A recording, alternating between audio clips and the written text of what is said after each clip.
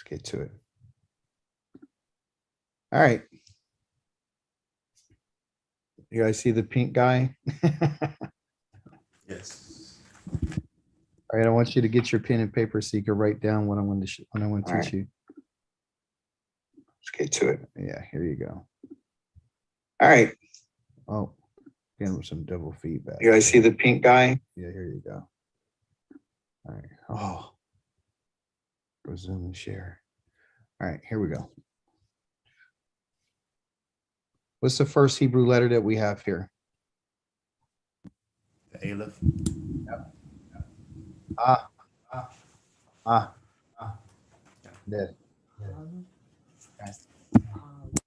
Aleph. Aleph. Okay. Aleph. What's the second letter? Ma. Good. You're looking at, I love the sound. Good effort. It's a sound for like in mama. Man. You got to put your lips together. So that one there is called a mem. M-E-M. Mem. Mem. Aleph. Mem. Okay. What's the next letter? The Resh. Yes. There you go. That's the name of it. Absolutely. And what sound does the R make? Rush. Rope. Rich. You're not going to hold it too long. You're going to go okay. So if I had to make this sound, then I would say this right here. Do you guys know what sound that makes? A. Close. It is a ah. Ah. The long ah. You know what sound this makes?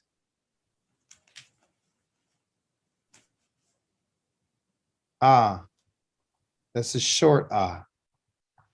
You're gonna have a long ah right here. You have a short ah. So ah, ah, ah, ah, ah, ah. You're just changing from a long to a short. Okay.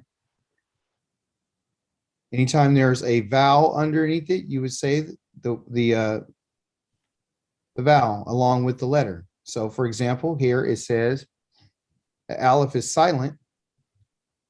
Okay, the aleph is silent. Let's say it, the aleph is silent. The actual letter is silent, doesn't make any sound, but because it has a vowel underneath it, I have to say the vowel. So the first sound that I'm going to make is ah. What's the next sound I'm going to make? Good. Ma, good. But I don't have a vowel underneath here. There's no vowel right here. So I don't have to make any sound there. So what I would do is I would marry these two together. And I make all three of those sounds at the same time, which would be what? Mar. So how do I say it? Amar. Amar. So the word or what should we call it? It's a verb. Okay. It is a word, but it's also, okay, what should we call a root? Okay. So a root gives you a basic meaning. I can add something to the front. I can add something to the back. I can add letters here.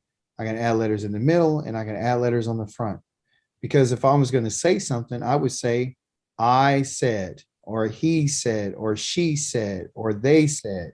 Okay. Okay. But it means to say.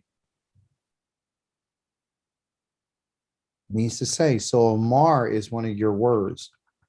And if you're to write it out in English, not phonetically, but just write it out in English, you would represent it by A-M-A-R, Amar. Okay.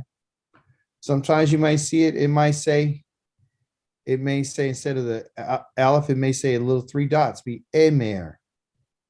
Okay. It might have 1 dot underneath it. Immar, Immer, or Emir. Okay. It might have a dot over here. It may have a dot here. It might have a, a hey on the end. Amorah. Okay. When it's just Amar like this is what they would call when it's three letters, okay, that are right next to each other with nothing added to the end, nothing put in the middle, and all this. It's in a third person singular, masculine singular. You'll learn that later, but I want to let you know that it's perfect. Anytime it's three letters,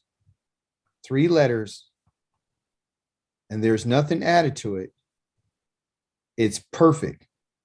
It is done. There's nothing, it's not in the past tense. I mean, excuse me, it is in the past tense, but it doesn't have to have anything added on the end of it. Okay. And I'll show you what that means later. Okay. But it's three letters and it basically means to say. So you see there's grammar involved, there's sounds involved, there's just pieces of the puzzle. Once you learn the puzzle and the pieces, I'm just giving you the pieces, and you understand these little things right here, these don't only mean just the ah sound. It's part of it. Okoti, Pamela, do you remember what this sound, this symbol actually means from our class? Right offhand, no. Remember, it's a simple action. Oh, okay. Yeah. And if it's a dot, it's going to be an intense action. Okay. And then it could be active or it could be passive. So once you find out how to use your pieces to your puzzle, you'll be fine. Okay. So you know the letters now, you're learning the letters. And then after you learn the letters, you'll learn how to say it. And after you say it, then you're going to learn what these things here mean. Okay. And you'll understand when you see something like this, you'll be like, oh, that's perfect. From the moment you see it, you're like, oh, that's perfect. Past tense, it's done. Okay. If I add a little O right here, right, then that would mean something. It means I will say. It's a piece of the puzzle. Okay. But don't let it get you discouraged. It's cool. Just write Amar to say.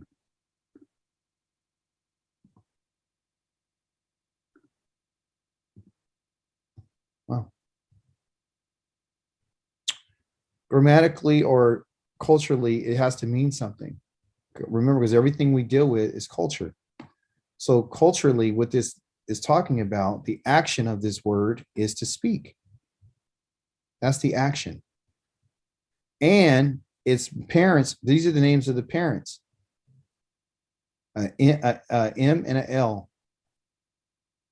Okay. That's the parents. Okay. So the parents, of course, give the child its characteristics. So something about this in particular root, which we'll look at later, tells us something about the child. Okay. But the action of it is to speak. To speak what? A word. When you say something, you're saying a word. And then what? Abstractly continue. Because once you start talking, you see how I'm talking and I'm explaining things, I'm continuing. Just keep talking, then I'll pause, put a comma. Then I'll talk, and then finally I'll put an exclamation mark or a period or something. So Amar means to speak what? A word, and then to continue. Because also too, in any sentence, there's always a continuation of segments, which fill the whole. So you can't have a complete sentence without what? Words when you're speaking. So action, concrete, and abstract. Sometimes you'll have a abstract. Sometimes it'll tell you what an abstract is. Sometimes it won't. Sometimes it won't even tell you what the concrete meaning is. So you're going to find words that you won't even know what the concrete word is, because the language is so ancient that you can't sometimes discover those things. So what we're reading is a rebuilding of the language that they found, and off the words and looking at the culture. So some things they can get and some things they can't. So it's a reconstruction. I have this little sheet right here that tells us some different things about the words that we've covered so far. So some of the words that we've covered so far is Rosh, that's the head. Create, Bara. Power of powers, Elohim. Shamayim, the heavens. The Aretz, the Haya, the Koshek, the All, the Panim, the Ruach, and the Mayim, and then Amar, okay? But what I want to ask you is this. What picture did I tell you about Rosh? What's the picture that you remember? The head. Yes. But what did I show you in the presentation? What do you remember about the picture in the presentation? Mountain. Thank you. What picture do you remember about bara to create? It's okay if you don't remember. You don't know, don't worry about it. What picture do you remember for Elohim?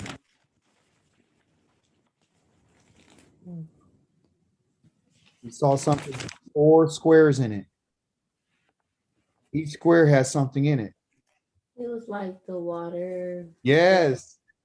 Mhm. the different parts of the Yep, the water, the fire, the sky. yep, exactly. So that's how you can remember Elohim. That's why you'll remember he's the power of all powers. He's the power of everything that you remember in your mind about the fire, the water, the sky, and the earth. So I want you to think about one of my mama's favorite groups, Earth, Wind, and Fire. Okay, so remember Earth, Wind, and Fire is Elohim, right? Earth, wind, and fire, okay, and the water, okay, earth, wind, and fire, and water. The Shamayim, what do you know about the Shamayim? What picture? I think that's the one with the two waters above it. Yes, it has 2 waters, exactly. What the picture look like? It was the heavens with a dome. Yep, it's with the clouds. It was blue and it had the picture of the clouds. Mhm. The Aretz, what'd that look like?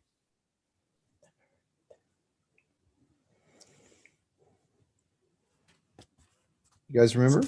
Was it just the bare earth? Yep, it's the bare earth, just the land. So associate the thing, and what I'm asking these questions for is simply because if you can recollect and recall and bring to mind the pictures, then you'll remember what the association is. So when I say Eretz, you would think land. When I say Shamayim, you think about the clouds. I say Elohim, you think about that picture of the fire and the power of powers. I say Bara, it'd be the Hubble telescope to see in the what they call the creation. The Rosh is the head of the mountain, the top. Haya was the calendar. Koshek, there was nothing, it was complete darkness. You know, all upon, and it was the leaf was upon the water. Panim, what do you remember about Panim? It was a face with different shades. Yes, the faces with all the different colors. What do you remember about the picture for the Ruach?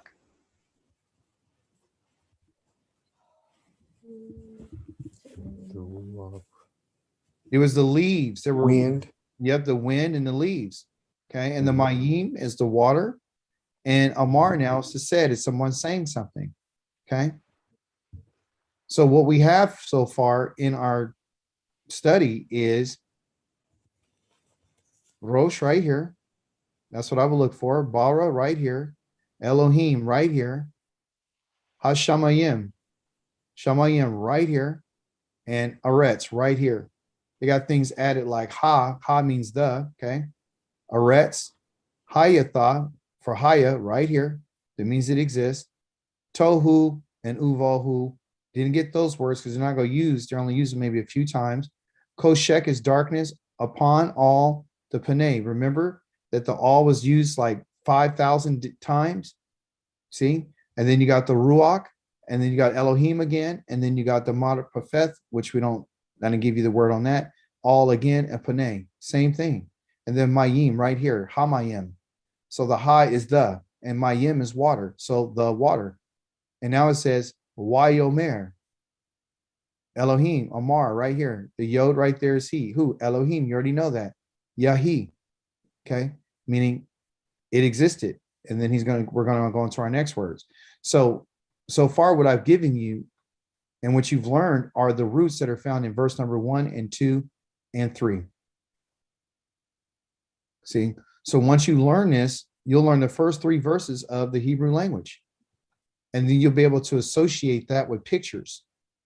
And so you get a greater idea and understanding of what the Holy One of Israel is about. Because the language is based on our 5 senses. Okay. So here's the test. Don't worry so much about this one right here at the bottom. Okay, we could give this a shot. This has to do with each one of the letters in the Hebrew language has a number attached to it. That's a whole nother study. So let's don't worry about this today. Okay. But we'll come back to that later. Okay. What do I mean by that? Well, the aleph is the first letter. That's the numeral for that. The hey over here is number 5, which is the hey. 40 right here is the mem. Okay, the 10 right here is the yod. The 30 right here is the lamed. Oh, that's Elohim. Okay. That's called grammaria. Okay, grammaria, where they have numbers that are associated with each letter. And it's from the first of the alphabet to the end of the alphabet. But you don't know this right now, so we'll deal with that later. Okay. All right.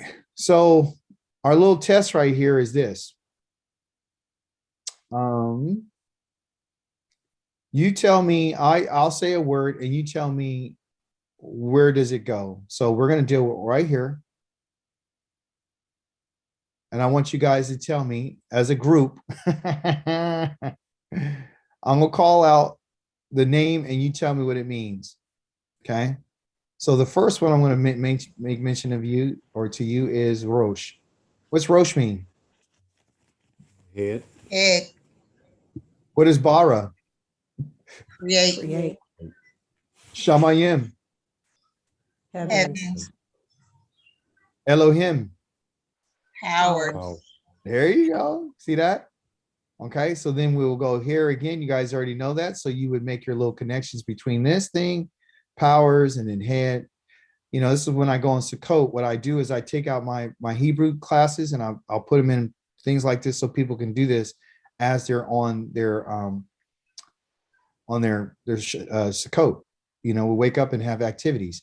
The next one down here is land and okay, so I'm not going to ask you to tell me if you know the Hebrew one and tell me how do you say land?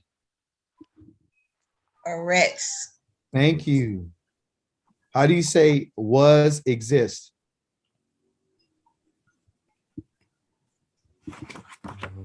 El. Good show, but the next one is called Haya. Let's everybody say Haya. Haya. Haya. Haya. And you can remember that because it has a yod in the middle, right? There's a hey on the front and there's a hey on the end.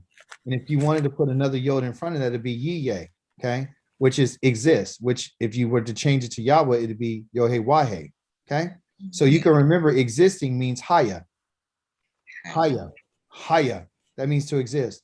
If I wanted to say upon something, what word would I use? So this is done. This is done. So which word is it? Is it all or All. It's all. And what picture do you remember? It's a leaf sitting on what? The water. Thank you. You see how your brain can recall it? Now, koshek, of course, is darkness. Okay. Now, we're going down to the next one. How do you say wind and breath or spirit? Ruach. Yeah. Yeah, ruach. Perfect. You got ruach. How do you say said? Amar. Amar. Perfect. How do you say faces? Panim. Panim. Panim. Good. How do you say water?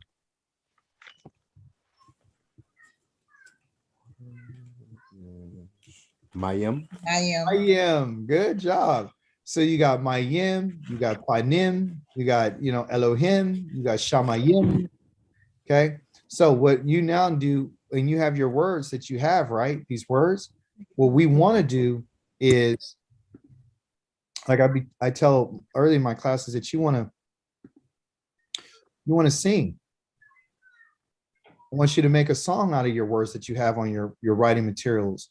And the way you remember them is you put some music on and you go, Rosh bara the Shamayim Elohim, Aretz Olahaya, Koshek Mayim Dodruach, Amar Panim. You could do it that way.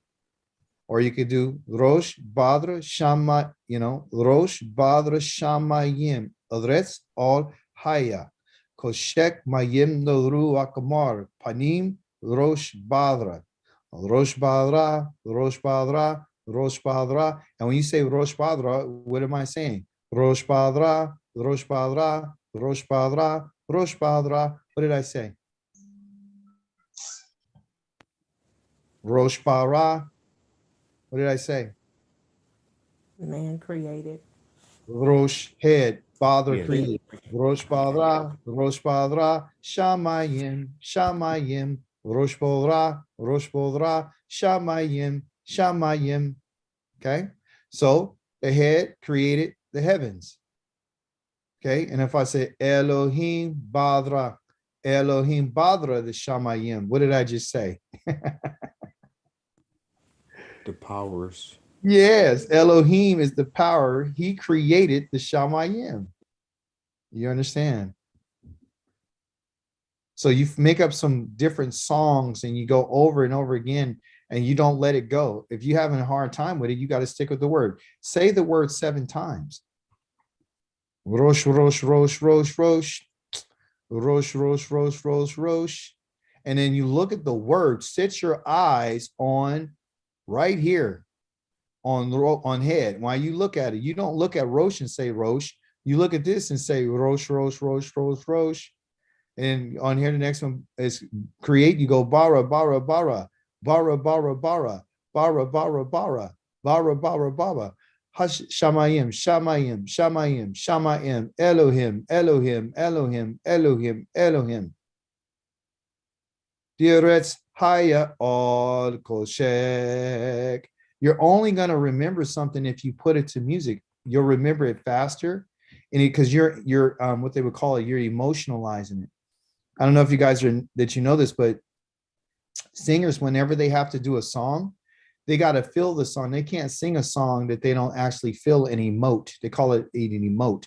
So what I'm asking you to do is emote what you're learning, right? Emote it. And the only way you can emote it is you got to muster up some emotion for it. Okay.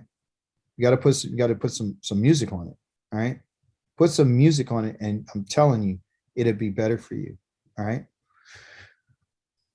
Any questions before we move on?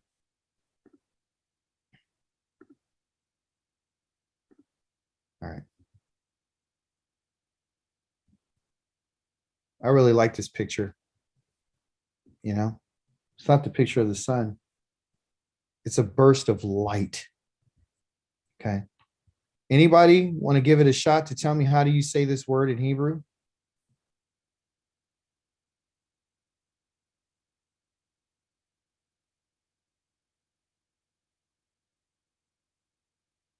The aleph is silent. Or Thank you. Or.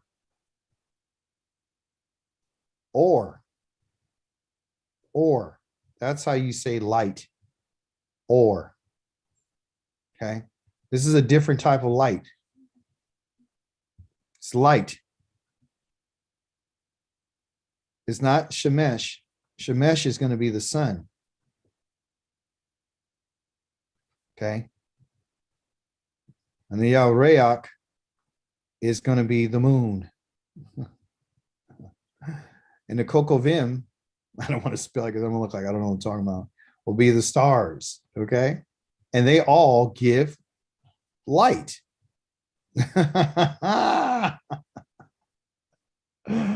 But this light right here is different. This light right here is different. I'm going to share with you what kind of light we're talking about. Okay. It's deep. So my question is, what is the Hebraic perspective of light? In English, you think you could just, flip a switch, light comes on, you got a cigarette lighter, lights. What is it? So what's the Hebraic perspective? Well, this letter right here is an Aleph, and this letter right here is the Resh, okay, which is the head of a man. Let's put a little head right there. All right, so which I'll be messing up sometimes. I'll put a letter, and then over here I will, Resh. Okay. But the Aleph represents ox, and this right here is the head, big head of a person. Okay, the head. So what's going on? The action of this is order. Okay. The concrete is a box. Boxes are used to store items in and keep them in order. Light is also necessary for order. When Yah said, let there be light, what he was creating was order.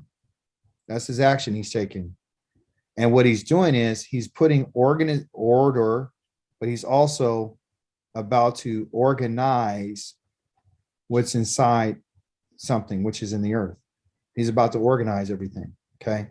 Generally, when nomads traveled, they didn't have suitcases.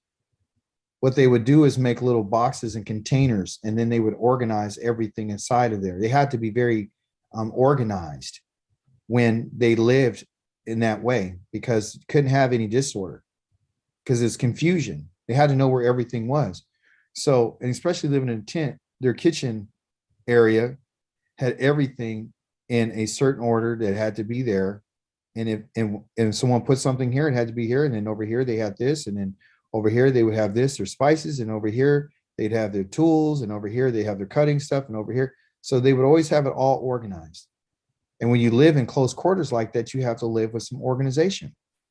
So that's what this word represents. Okay. So it's always connected to how we live. Okay. And what Yah is trying to show us. So in Bereshit chapter 1, verse number 3, it says Elohim, which we know what Elohim is now, the power of powers, said something. He said, what? Let there be light. And there was light. Let there be or. Elohim, the power of powers. When it says said, what word is that? I say said because he's talking. Amar. There you go. Amar. Yes. He said Amar, right? Of course, there's a grammatical stuff we ain't worried about. I just want to know if you know the words. He said, let there be. Let there exist. So this here is what word that we learn. It's called high what? High Yah. Haya, let there be. Okay. Strong's 1961. Let there be what? What's the name for light? Or. There you go. And there was, and there was. So if there be and there was, that has to be Haya too. Okay. Haya. And of course they'll change it with grammatical tools like if he's the one who said let it exist, it'd be Yahi. But I just want you to give me the root. Haya. So Haya is used. So what I want to let you know is Haya means to exist. Okay. So every time you're going to hear Yahweh, the Elohim, speak, every time he Amar, he said, let there be, let there exist. Okay. Let there exist. Let there Haya. Okay. Amar. Elohim.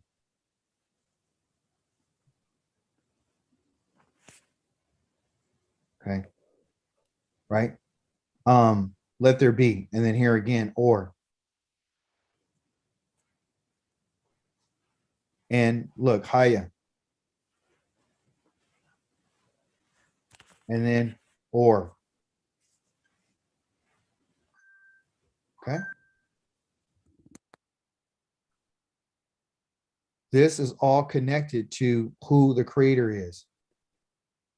Anything that exists or will be or shall be or ever has been because he that exists, which is Yeh, is Yahweh. He exists. He's the one who's putting his touch on it. Okay. That's what he's trying to let us know. Okay. So light, as you saw, was that picture of that burst of light in order to have organization because everything was in chaos. Okay. Verse number 4 says Elohim saw that the what? What's the name for light? Or was, okay, which is exist, okay, was good. Of course, you haven't got there, but it's Tove. And Elohim, the power of powers, divided the or from the what? How do you say darkness?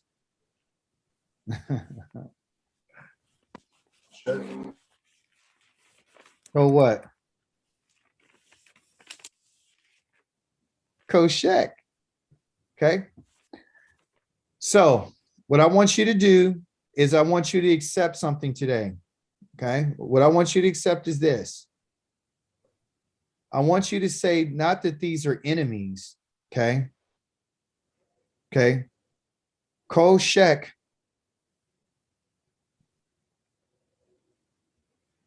Koshek and Or are, they work together.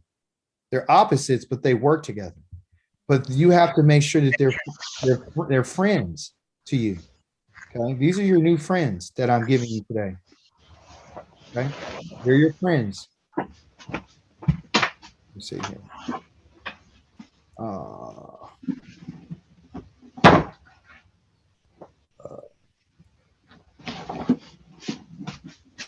Okay. Those are your friends. So you got a friend people call light, but you know their real name. What's your friend's name?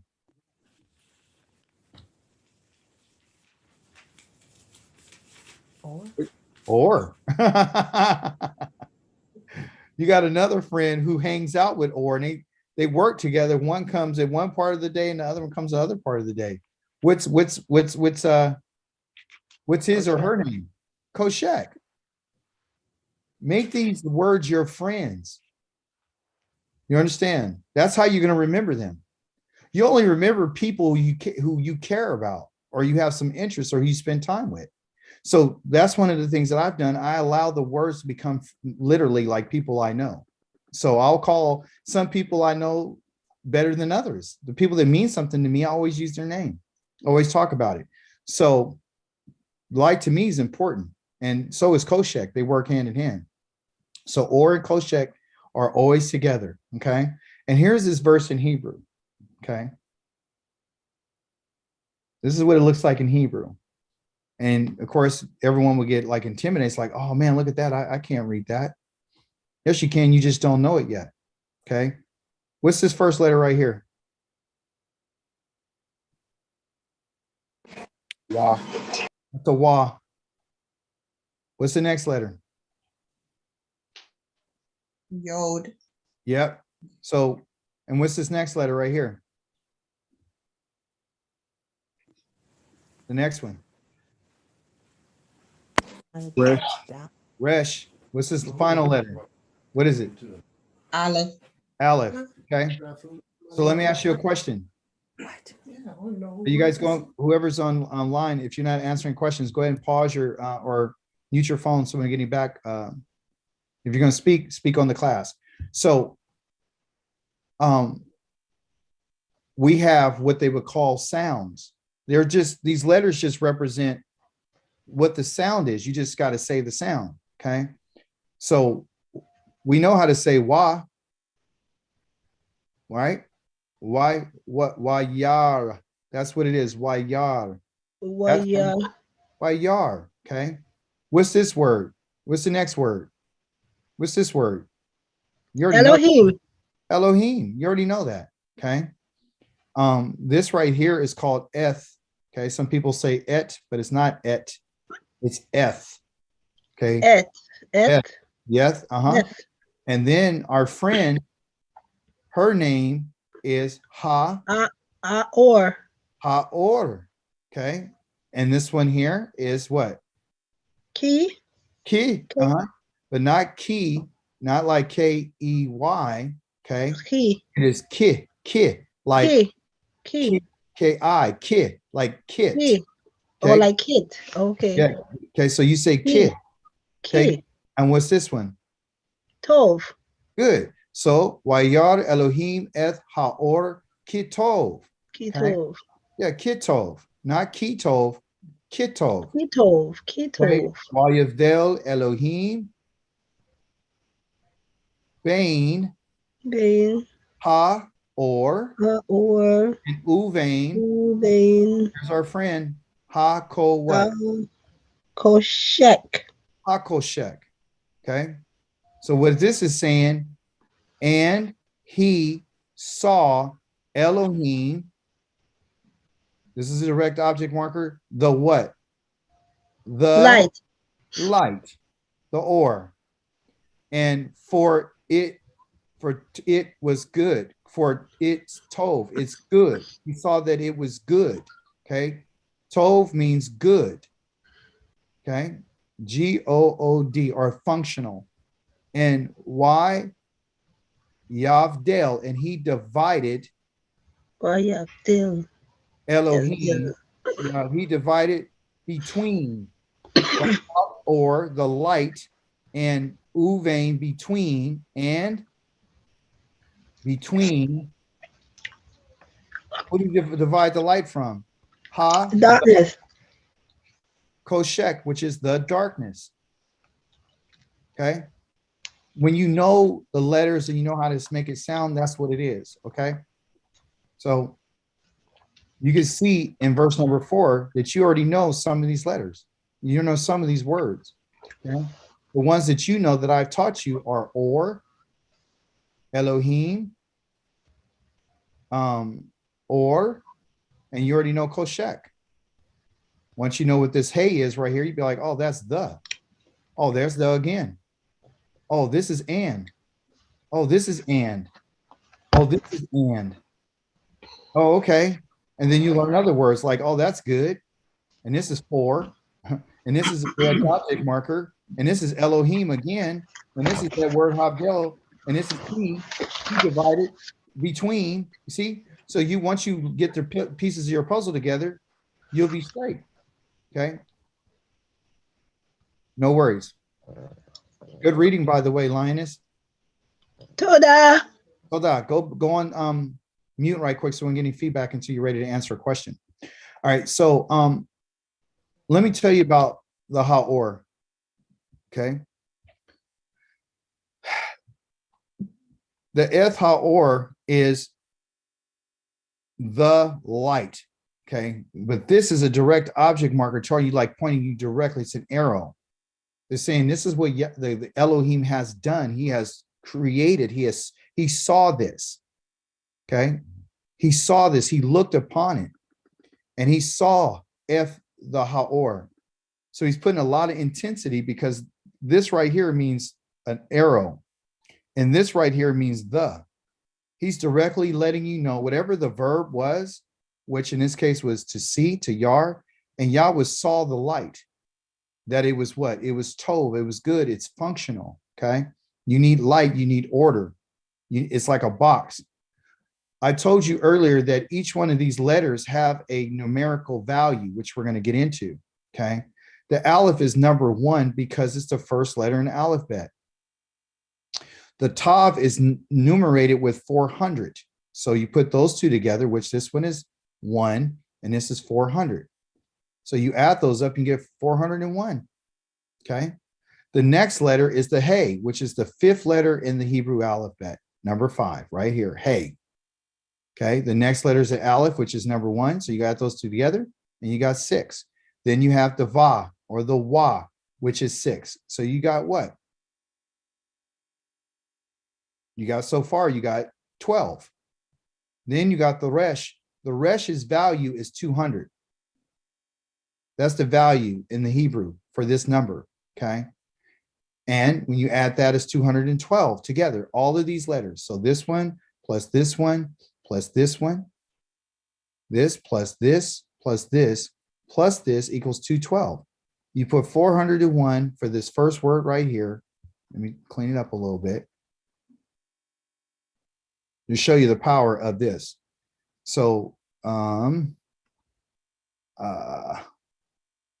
this equals 401. This right here equals 212. You add the 401 plus the 212 and you get 613, which is exactly the number of what? Mitzvah. The Lord, the mitzvah. That is Yahweh's commandments.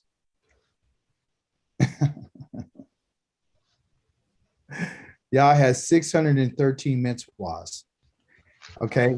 And guess what? I think it's 248 that are positive, and I might be mistaken or reversed. And there's the other portion of that of the 613, which is 365, that are going to be, it might be one of the reverse. There's 248, I believe, is positive. 248 is positive, and no, 365 that is positive, and 248 that are so-called negative, but they balance out. So when Yah says you shouldn't do something, they would call that to be a negative because he's telling you not to do it, okay? The positive is do this. That's the positive. But even when Yah gives us what they call a negative command, okay, don't do 248, he's letting us know that it's still light, because this is what this means. That's light. Light, okay, is the Torah. That is in Proverbs number 6:23, okay? But the commandments, listen to me, the commandments, the mitzvah, okay, is the lamp. The mitzvah is the lamp, okay? So that's what this is. It's holding the light. Okay, you'll see that in Proverbs 6:23. So that's just something I put in here to kind of let you know, give you a greater idea about what the light has to do with. The light has to do with the commandments. Yah, when Yah created everything, he created everything on a command. Everything is based on order. The commandments are used, 613 mitzvah, to organize our lives. Now, of course, there's more than 613 mitzvot in the planet. Okay, it's not isolated to 613. This is the 613 that he gave to the children of Israel. Okay, which include the positive and the negative, the do's and the don'ts. Okay, Proverbs, Mishle. Okay, they say Proverbs, but the true name of it is Mishle. Mishle comes from the word mashal. And mashal means to rule, but it also has the idea to compare. Okay, so it can either be compare or to make comparisons. Okay, so the commandment, okay, the commandment, the mitzvah, is a lamp, and the Torah is the light. Okay, and the reproofs that discipline are the way to life. Okay, so when Yah gives us the command, and he gives us the 613, that's the lamp. You're going to need to put the Torah, when Yah lights the Torah, right? Which the Torah are the instructions that gives light to the commandments. So you can see. See? So when you talk about or, okay, you're really talking about light. When you talk about light, you're talking about the Torah. What's the one that hangs out with or? We know that that's koshek. So Yah is saying, oh, these two, because they're hanging out with one another, they change times. I need to give you a lamp with, okay, I need to give you a lamp, which is my commandment. And then I want to give you the instructions, which will be the light, so you can see your way through the koshek. So you'll always have or. So that's why you're called the people of light, because you always have light. And the people of light are the ones who are the rulers. They're the ones who have enough light to mishle, to mashal, to rule, and to do ruling by making comparisons. So for you to just to look at something, and the only way you can actively or effectively look at something with great discernment and examination is with light. You can't judge anything without putting enough light on it. You can't even rule without any light. So Yah has given his Torah to us and his commandments to us to teach us how to learn how to rule and how to make comparisons between that which is clean and that which is unclean. So we can know what's holy and what's unholy. And we do this through our diet. We do this through the way we speak. We do this the way we dress. We do it through all those different things. So this is a reason why this in particular light is so special. It's the Torah. Again, Koshek is complete darkness. It is the complete absence of light. So what darkness is? Darkness is the absence of Torah. So when Yah says, let there be light, what he was doing is introducing organization. And the organization that Yah's introducing to the world is the Torah. Everything has a Torah. The sun, the moon, and the stars have the Torah. You understand? I need you to show me how to do something later. It has Gil, I'm gonna ask you to put it on, put your device on mute until you're ready to talk. Thank you. So, let me see here, calls out of here. So, the sun, the moon, and stars, they have a Torah. Then the animals have a Torah. The seasons of the earth have a Torah. The reason why things grow is because Yah gave it a Torah. It's following the instruction that he gave it. The sea has a Torah that Yah says, don't go past here. This is how you do this. Everything, the leaves, the wind, everything has a Torah.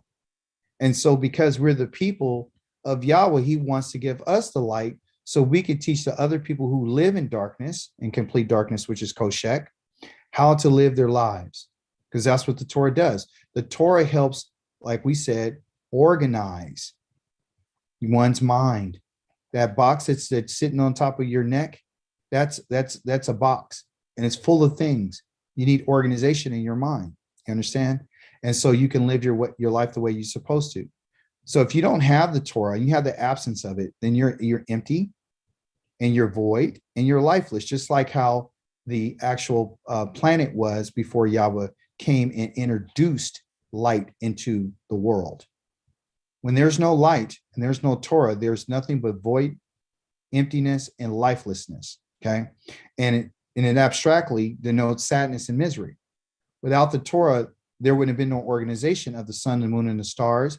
There wouldn't have been a separation of the waters. There wouldn't have been a habitations for the things that creep upon the ground. They have their own communities. They have their own lives. They eat a certain way. Yah provides for them.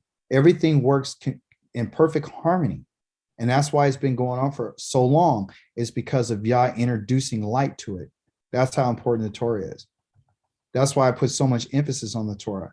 And other people around us don't want to do this because they think that they have the spirit of God and they don't have to do this. Okay.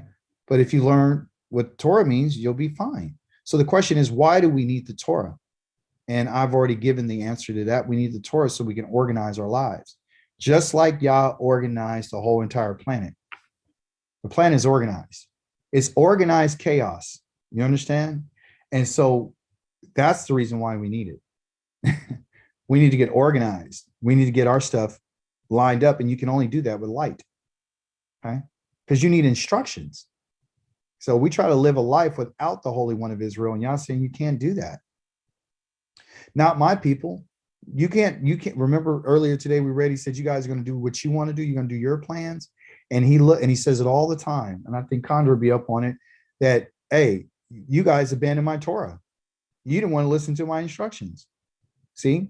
So what they're doing is they're giving away their light and they're saying we want to live in chaos. And when we do that, you and I are agreeing that, okay, no Torah then we're going to get sadness and misery. And you're going to be void and empty like the world was. And you're going to be lifeless. And then you won't have what they call Havdil, which is a separation between that which is clean and unclean. You have to have separation in your life. And the only thing that can help you see that is the light of the Torah. Okay. That's why we got the Torah, to teach us. Okay.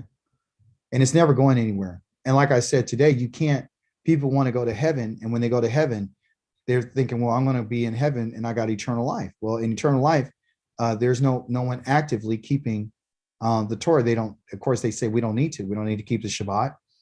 And they fail to understand that everyone keeps the Shabbat, even those who are in the Shamayim with the Heavenly Father. So, the Torah has instructions on how to live on the earth. So it doesn't do a person any good for the Torah if they plan on going to heaven. Don't you get it? That's why they abandoned the Torah, because they're going to heaven. They got eternal life. See? And they said that, we don't need to do this. Well, we need it. As you just witnessed, we need it so desperately. We need this. What do you see? What do you see? There's this guy and he has these binoculars. Okay. I chose this picture because I want you to understand that in order to see, you have to, somebody tell me, how do you say this in Hebrew? That's a resh, which is an R in English. This is an aleph. Name of the letter is an aleph. Okay. Right. Which is silent. Doesn't make any sound. And then you have the hey, which is behold, to look. Okay. So ra, ah. That's how you say to see. Ra, ah. Ra, ah. Ra, ah. Where's the ra coming from? It's from the R. You can remember this because the English R looks like this. The Hebrew R is the reverse. Where do you think they got the English R from? They got it from the resh. They got it from the resh. It's a reverse. Okay. They just reversed it. Okay. And this right here again is a long ah. And then you have another one is a ah right here. So it's ra, ah. And you put this together because there's no vowel in it. Ra, ah. Do I expect you to remember this? No. I just want you to say ra, ah. Ra, ah. Ra, ah. Ra, ah. Ra, ah. To see. To see. Why do you supposed to see? What's the purpose of you seeing? Where does it come from? Ra'ah, which is recognized by a resh, an aleph, and a hey. Once I know how to say it, I don't need to put these vowels underneath it. I already know what it is. It's ra'ah. I remembered it. Over time, I see 1,000 times. The action of it is to see. Concrete, they don't know. They don't know. And it means abstractly appearance, because that's what you see with your eyes and appearance. So it is literally to have the action is the ability to see, perceive, or have a vision, or ra'ah. What you're going to find in our Torah portion, in some of our Torah portions, where you'll see where Yahweh says, ura'ah, or he'll say, ura'eh. Ura'eh. And what he's saying is Yahweh appeared. There's a Torah portion that has to do with ra'ah. And it is in what they call Genesis. Yes, it's in Genesis, which is Bereshith. I spelled that wrong. Forgive me. So disconnected from English. 18, where Yahweh appeared unto Avraham. So when it said he appeared unto Yahweh, he had a vision, or he saw, or to perceive. Okay. To have the ability to see is ra'ah. Ra'ah. Elohim, what? Ra'ah. Elohim ra'ah. That the light, what's the light? Or was, meaning haya. Haya, that it was tov, that it's good. And, which is wa, wa Elohim, Havdel. You know, I have to remember this because it's not part of your deal, but Havdel. The ha what? Haya.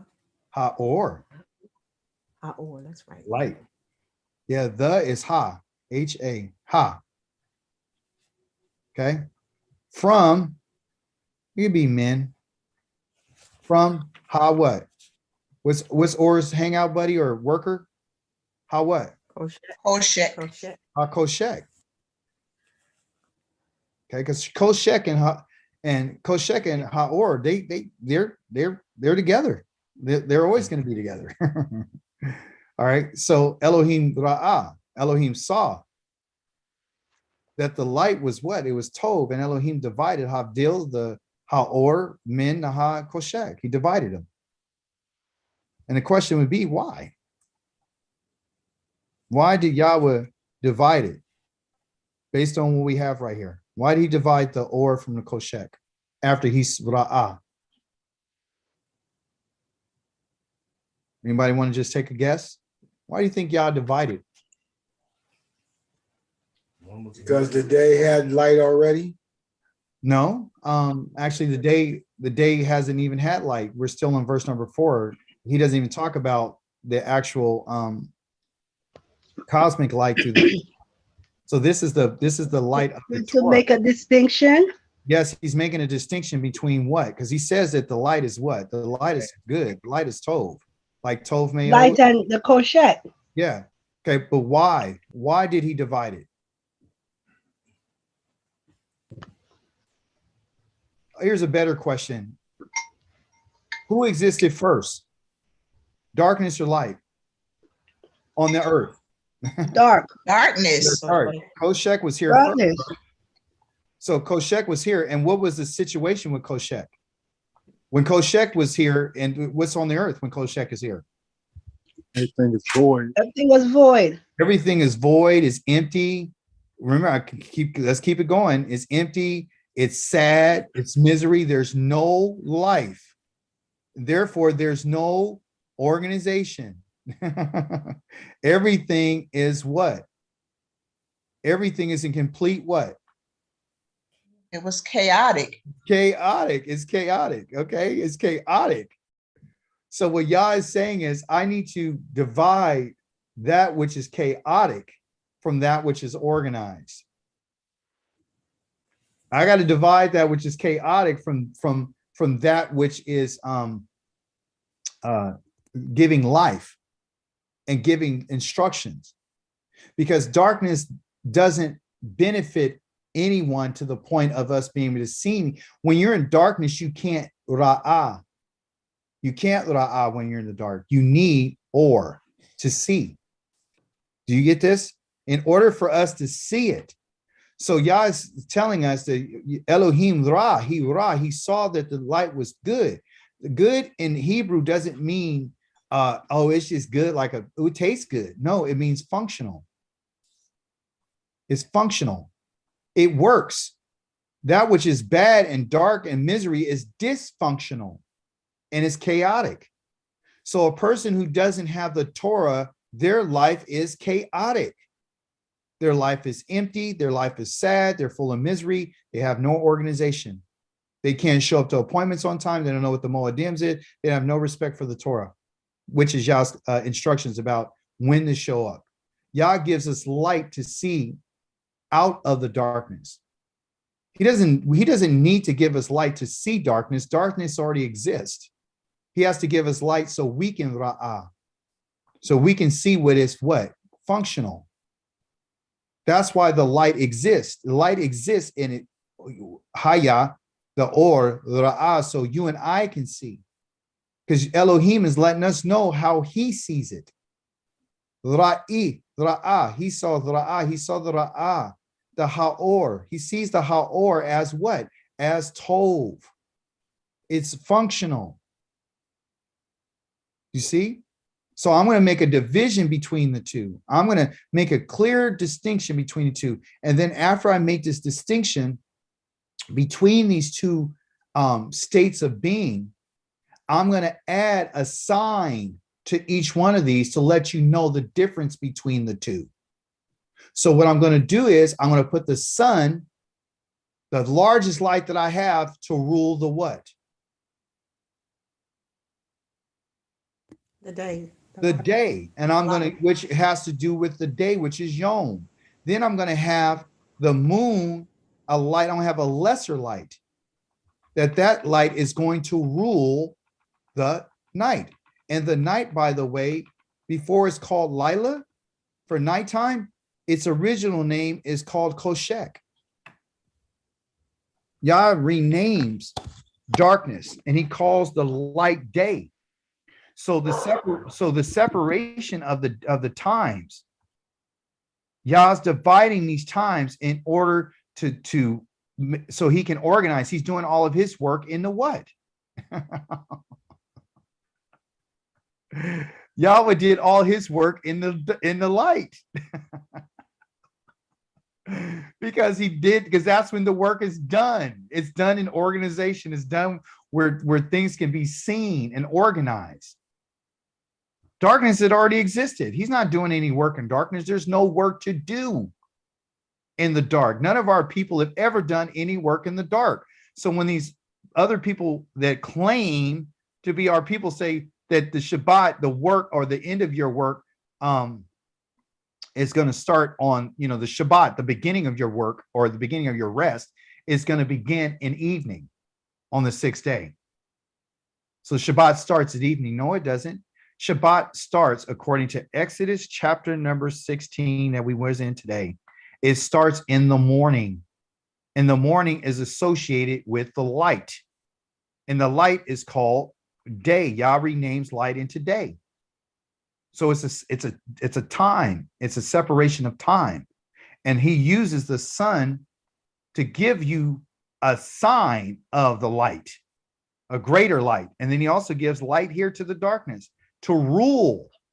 Okay, so rulership is in darkness through the moon. Rulership through the day is through the sun. So Yah's going to be renaming some stuff that I want you to pay careful attention to. Why is this important? Because Yahweh told Moshe to write this down, to share it with the children of Israel, to let them know how he sees things, because there's something in here he's trying to get us to see. Okay, so here it is. I'm not going to take too much time reading it. Why Elohim the Haor the Kitov, why Devel, or why Yavdel Elohim the Bain, the Haor and the Uve and the Koshek, which is to say, and he saw Elohim the light, and that it was good. And he divided Elohim between the light and between the Koshek. So Uvain, Vain, and the Haor. Haor is Ha, and then Or, the light. Haor, the light, the darkness. Yah makes a clear distinction between us. And you're going to see in our studies that Yah is continually dividing things. He's dividing waters from the waters. He's dividing the water from the land. He's always dividing. Okay. There's a word that we talked about in our reading called ki, right here. That is the palm of the hand, which is called a kaf. Okay. And this right here is a yod. And you say it like you're going to say the word kit or kip, but you're not going to put these last letters on it. It's ki. Okay, ki. So ki. And what does ki mean? Well, let me show it to you. Ki is because or when or that. Okay, that's what it's used for. It's an interjection. Okay. Something happened because or when or that. So you're going to see this all the time. Okay. You're going to see that word all the time. It's used all the time. Real simple. Ki. Right? There it is. Why Yada Elohim the Eth Haor Ki. Because Tove or that or when good. And he divided Elohim between the Haor and between the HaKoshek. Perfect. We're going to stop. This is our last word for today. Why do you think I chose this picture?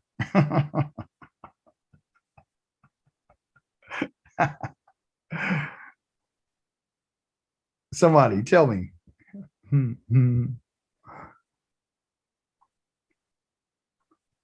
I chose it because it has to do with how your mind works.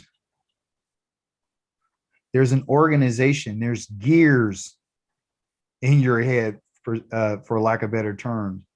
This is how things are ran, and if these things are off, then everything else is going to be off. You got to be like a well-oiled machine. It has to function. Everything is in there in a certain way. Do you know they don't understand the brain? Do you know that under science, they're still studying the brain. There's many studies about the brain. I suffer from a nerve condition, and I was like, well, so what can you guys do? And they're like, nothing.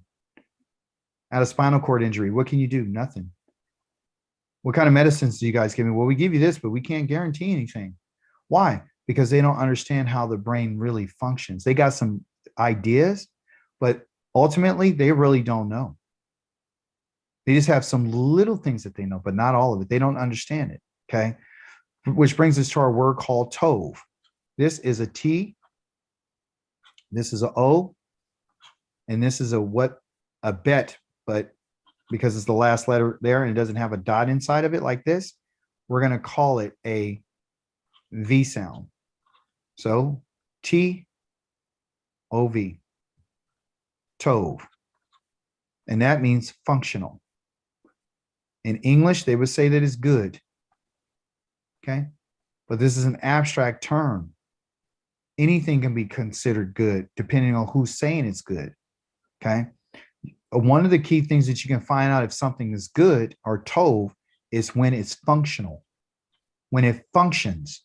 Okay. Not just for the person who's doing it, but for everybody else around them. For example, when Yah saw that the light was Tove, remember it said that he saw that it was Tove? He saw that it was functional. Is it functional just for him or is it functional for everything? He said that it was Tove, that is Ki Tove. That it's good, it's Tove, it's functional. What's functional? The light. Who? Elohim. And he saw it, that it was good. He saw that this is functional. And so therefore, because it functions, what I got to do is Havdil. I have to separate Elohim. Elohim says I got to separate between the light, the Ha'or, and the Uvein, the Koshek, because Koshek is dysfunctional. It's not functional. There's nothing good about it. Okay. So I have to make a division between that. So what is Tove? Tove says they don't know what the action is. They don't know what the concrete meaning is, but they have an abstract term called good. The letter Tet, because that's the letter that we're talking about. The letter Tet right here, okay, which is the one that you saw. Let me show you the Tet. For those of you who don't know the Hebrew language, that's fine. Don't worry. I'm going to tell you what, just remember this, what it looks like. This is called the Tet. Okay. This is a Wa that's being used as a vowel. That's why there's little dots right there. Okay. So that's what, when the dot is over it like that, it's going to give it an O sound. Okay. So that's a T sound. And then the O. So that's O. And then the bet. This is a bet right here. But because it doesn't have a dot in it, it gives it a V sound. So that's where I come up with the word Tove. Okay. That's where Tove comes from. That sound. Okay. So the first letter is a Tet, the second letter is a Wa, and the third letter is a Bet. But because it doesn't have a dot in it, it gives it a V sound. Okay. And so we're reading from over here to here. And if I wrote it out, it'd be T-O-V, and that's Tove. If I say good morning to you, I say Boker, B-O-Q-E-R, Tove, Boker Tove. That means good morning or morning good. Why is the morning good? Because it's functional. Is it just good for me or is it good for everybody? is good for everybody. It's good for everybody. If something is going to be good, which was what I was trying to get to before I got sidetracked, is that if something's functional, it has to be good for everybody. It can't just be good for me. It has to be something functional for the community. So when Yah made the light, he knew that it was going to be good, not just for some things, but it's going to be good for everything. The division of time allows there to be a clear distinction between that which is functional and that which isn't functional. So the letter Tet is a picture of a basket. That's what this letter means from a Hebraic agricultural standpoint. It's a basket and is used to contain or surround something. Okay. That's what it's used for, to contain or to surround something. Okay. The bet is a picture of a tent or a house. So when you put these two letters together, which you see right here, the Tet and the bet, when you put the Tet and the bet together, it would have this combined meaning to surround the house. So the house is surrounded by grace, beauty, love, health, and prosperity, something that is functional. Okay. So remember I said you can't be just good for one person or one thing. It has to be good for everybody. So when we say that the morning, good morning, is good because of what it brings for all of us. The morning is good. And guess what? The morning is not good when I want it to be good. And then when I don't want it to be good, then it's bad. No, the morning is always good. And the reason why it's always good is because Yahweh said that it was good, because he divided it and then he gives it a distinctive light to govern it that in particular time. The only reason why you and I know that the time in which we are in right now is because Yah gave us a sign to let us know that you're in a time of light. I'm giving you the sun as a sign to let you know that that's the time that you're in.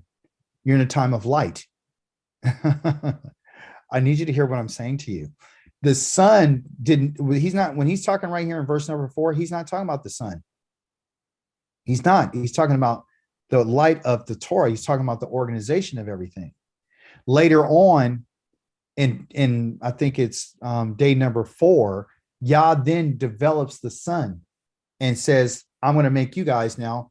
And I think it's in verse number 14, the sun and the moon and the stars. Now I'm going to let you guys be the light for these specific times. So prior to the sun, there was light. Prior to the moon, there's darkness. Yah then develops the sun later on in order to let us know when is the time of the light and when is the time of darkness. Because when the sun is not out, it's in darkness.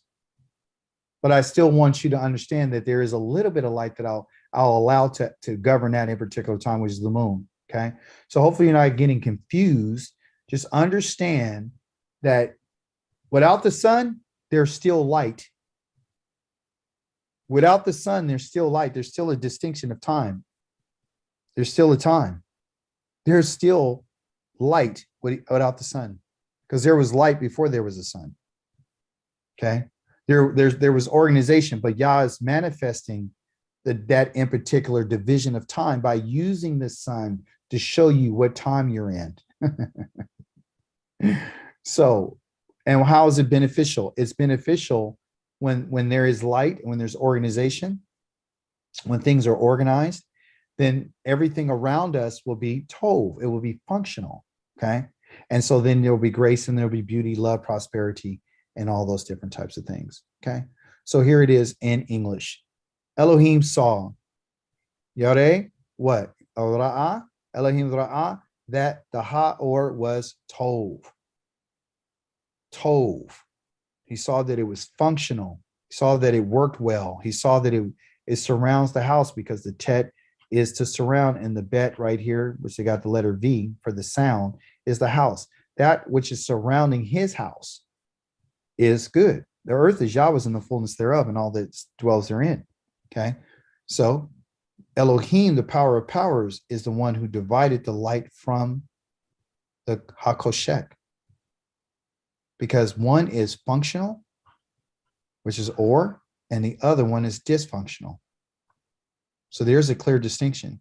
So when Yah gives the light, which is the Torah, to his people, he's really making a division between those who have the Torah and those who don't. And those who don't have the Torah are the ones that are in darkness, and they're the ones who are going to be sad and the ones who are going to experience misery. Because there's nothing to talk about. A person who won't receive the light of the Torah is a person who says that they don't want the organization in Yah. They don't want Yah to organize their chaos. I need you to make a video, Condra, on that. Why are Elohim the Etha order the key Tove, and why the veil Elohim the Bain the order the Uva Wain Hakoshek? Well, how do you know how to say that? Because I've been practicing it. I've been saying Havdel the whole night. So let me finish up. Havdel, Havdel, Havdel, Havdel. See my picture? Oh yeah. Guess who that is between the walls of water? 2.5 million people going through the water. Yisrael, girl. You hear me? And the walls of water are deeper than what they're saying in this picture. According to my research, these walls were 10,000 feet high because the Red Sea, Sioux Sea, is over 10,000 feet deep. So the walls were up way greater. They were all over up here. And the children of Israel way down there. And they walked right through. And Yah had them. You understand? So that's what it is. Okay. That's Israel. And their mixed multitude. And on this day, if you've been with us for our study today, Yah brought them through. What did he do to them? What does that say? Yasha What does Yasha rescued. He rescued Saved them. He saved them. He delivered them. You understand?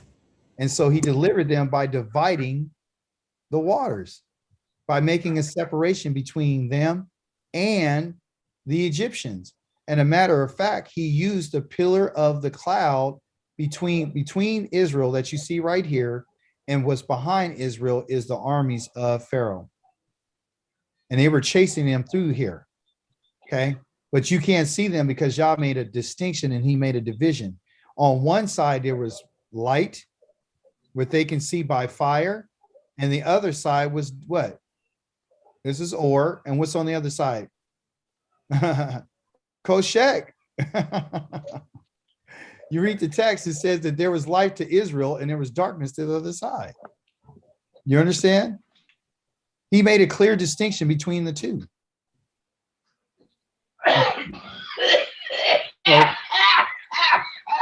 Oh boy. Hope you're okay. That doesn't sound good. Make sure you don't want anybody to hear that on YouTube. Let's see. All right. So anyway, so the division is Habdel, to separate, because that's what Yah does. Hevdel, Hevdel. First letter. What's first letter? Hey. Second letter. Bet. Third letter. Dalet. Fourth letter. Lamed. Lamed. Okay. So hey, the bet, the Dalet, Lamed. Okay. And it means Havdel means to divide and to separate. I gave this picture because this is what I was able to find that I think made a lot of sense for us to show that there is a division. And it comes from Badal, and Badal means to separate. And it means to put in pieces, okay? To divide or separate something, Havdel, okay? And Elohim saw that the Or was good. It was Tove, okay? So light is Or, good is Tove. This is Havdel, okay? the or again, and he separated it from the koshek. There's a separation. So when Yah is divided, we don't supposed to go in and put it back together.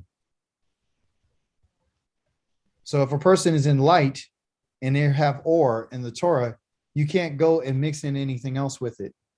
You got to keep a division there. Okay. So Wayar Elohim the et ha'or kitov and Wayavdel Elohim. He separated between the light and between the darkness. And that is your lesson for today. Okay. That's your lesson for today. Any questions? I hope you guys got something out of this today. I did. I learn more every time I do it. I have a question. I'm not understanding when you said that Shabbat starts in the morning. Okay. That's a great question. Okay, so let's address that. All right. So after the there's a few places that I'll take you to give you an understanding. Okay. Now there's a lot of different opinions about when something starts and when something ends. Okay. I'm gonna read it in English for you. All right. The first thing that I will take you to is the book of Genesis. Okay. And I'm going to take you to the scroll of Genesis, and I'm going to take you to the creative, okay, the creative day. It's going to be in verse number 14. Okay. So we got the third day, which is the dry ground, and we got the fourth day, which is the sun, the moon, and the stars. Thank you, by the way, for your question. Okay. And it says, Wayomer Elohim the Yahi. He says, Elohim, let there be, meaning let there exist. Oroth, the lights. Okay, I want the lights in the firmament, in the Rakia, which is in the Hashamayim, and I need you to divide the light. I'm going to make a division between the light and the day. Okay, I'm going to divide the day in the night. Okay, that's what I'm going to divide. I'm going to divide the day from the night. Okay, are we there so far? Mm-hmm. Okay. And so what is he using to divide the day from the night? The sun and the moon? Yep. He's using the sun and the moon. And what did he call the day? What was the name of The day? day, he called the daylight. Yeah, exactly. So the day is called light, right? So Right. so let me see. The dry ground in the morning was the second day. Okay, he called the firmament. Okay. Blah, blah, blah, blah, blah, blah, blah. He said, let there be an firmament. Okay. The morning, the first day. Okay, here you go. We didn't get there in English in our Torah yet, but here it is. And he called Wayikra Elohim the light. Yah names the light what? What does he name the light? Oh, you don't even see it. I'm sorry. I'm not trying to find it. Here it is. Oh, okay. He calls the light. Listen to this. He calls the light. Okay. He calls to the light Yom. That's what he names the light. And he names the darkness. Kara called the Lila. Okay. So Right. Yahweh is naming these times. He's naming them. He's giving them the names that he wants them to have. Okay. So he's not going to just say, well, I'm going to call it just light, let light be light. I'm going to call the light day. That's what I'm going to call it. I'm going to call the light. Wayikra. There it is. Elohim to the light Yom. So he calls light. So you know the day is light. And he says, and to the darkness, he called Lila. Okay. And that's in verse number 5. When we go down from verse number 5 and we go down to, okay. Oh, let me finish it. And there existed, okay, it exists Haya, Arev, and there existed Boker. That means there existed an evening and a morning. In the morning, And they were the first called day. the first day. right? Mhm. So this is where the question comes up and says, well, it says, so the Torah means that the first day is evening in the morning, according to what this says right here, right? Correct? Well, that's why Shabbat come in the evening Okay. Well, let's because continue. you have to prepare, Yeah, let's right? yeah, let's see what the Torah says. Okay, so the Torah right Okay. here tells us that the evening and the morning were the first day, correct? We can agree with Right, that. Okay. right. So I'm going to show you something right quick. I'll ask you a question. How many evenings do you think we have? How many evenings? Yeah, how many evenings? Which evening? Okay, so you have evenings, you have Lila, Uh-huh. you have evenings, and then you Okay. have Lila. You got the evening and the night. Okay. So you think, from your understanding, I'm gonna be I don't want you to think, I really want to be careful. I don't want you to think that I'm insulting you or anything. I just want to make sure you understand something. The Holy One of Israel has given a name to darkness. And Koshek. the name that he gave to darkness, which is Koshek, that's the name of darkness, right? Right. He gave the name Koshek. He named Koshek something. What did he name Koshek? He named Koshek Lila. He He named, named Koshek Lila. yes. Okay, that's in the night. Okay, that's nighttime in English. Okay. He named the light, he named Or Yom, which is day. Right, Okay. Erev is the evening. right, Okay. Which is not night and is not day. It's evening. right. It's in the So now- evening. yes, evening, right? So I asked you Right. the question, when does evening begin? When the sun goes down, correct? When the sun goes down. Yes. Now, my next question is, how many evenings do we have? One. Okay. That's where we're going to have a what they call a grammatical problem, because no one has studied the text to know that. Let's hear it is right here. It's in Deuteronomy, it's in Exodus. Where we at? We're in Bereshit still? No, we're in Exodus. I'm We're gonna in show you. Exodus? I'm in Exodus, and I'm in chapter number 12, and I'm in verse number 6. Exodus 12? Yep, 12 and 6. Okay. Okay. And this is dealing with the Passover, when Yah says you're supposed to take the Passover, and he tells them there's a certain time that I want you to kill the Passover. And what I want you to do is kill the Passover at this time right here called twilight. Okay. And Right. twilight That's is between, called, that's between the, yes. And I'm going to highlight it right. the mingling of the. Yes. It's the mingling of the time of light and darkness. Okay. Mhm. So what I want you to understand and see is that the twilight here is called Bayim. Arvayim. Bayim. Yeah. Okay. So that really is a rev. Okay. But it's Avraham. And what they have under here is to let you know that it's a dual plural. There's two of them. There's two arevs. It's not one arev. This right here lets you know that it's a dual plural. There's two. That's why it's not called a rev. Remember, he says that a rev is the day, the morning and the evening or the evening and the morning were the first day. Well, that's what you call an arev in Genesis chapter number 114. Here is telling us that there's two arevs. So what happens is, Okoti, is people get confused because they think that the arev, I'm going to show it to you. There's two of them. Okay.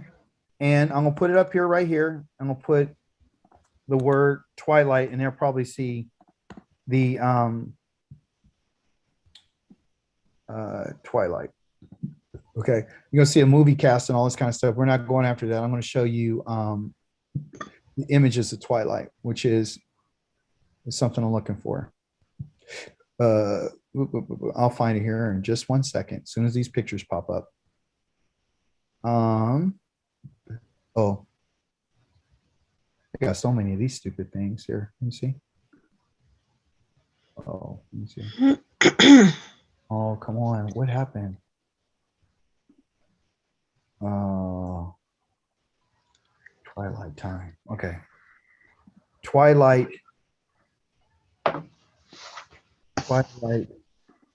time. Time zone. Okay. All right. Here you go.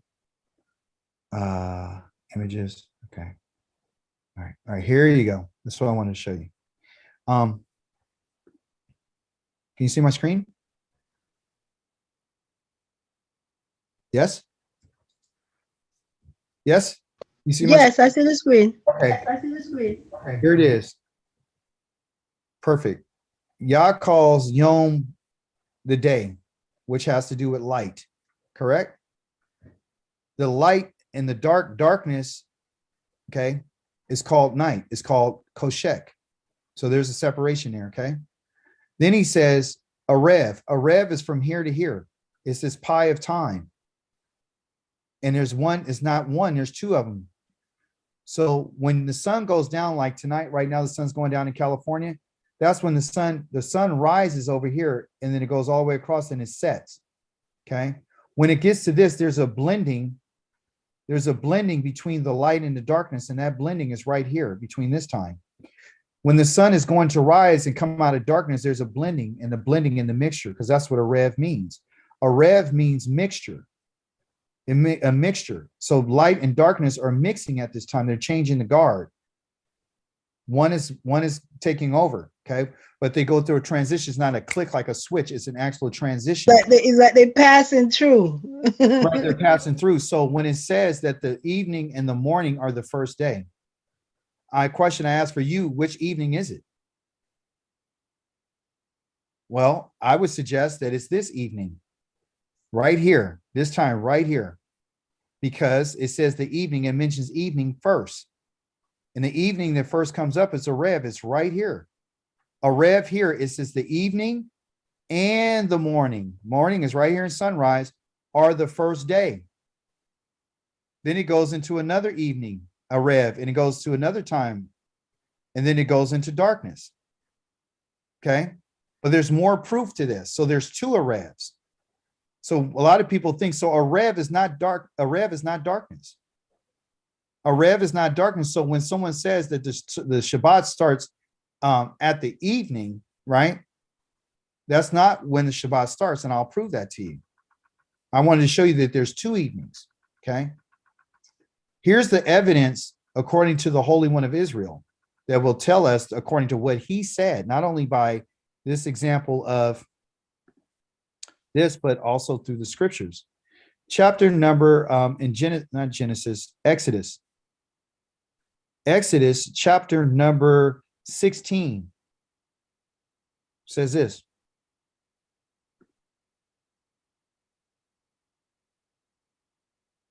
And I won't read the whole thing. I'll just read it here. Verse number 4 says, Yahweh said to Moshe, "Here, I will cause bread to rain down from heaven for you. The people are to go out and gather a what?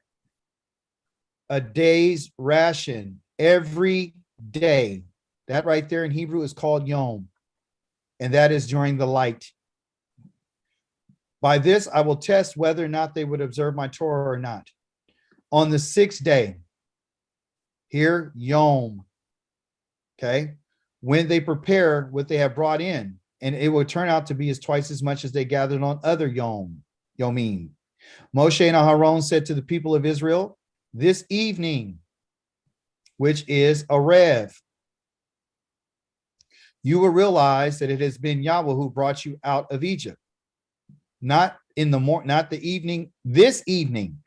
So they were in that day. And he said, this evening, when the lights are going out, you're going to realize that Yahweh brought you out of Egypt.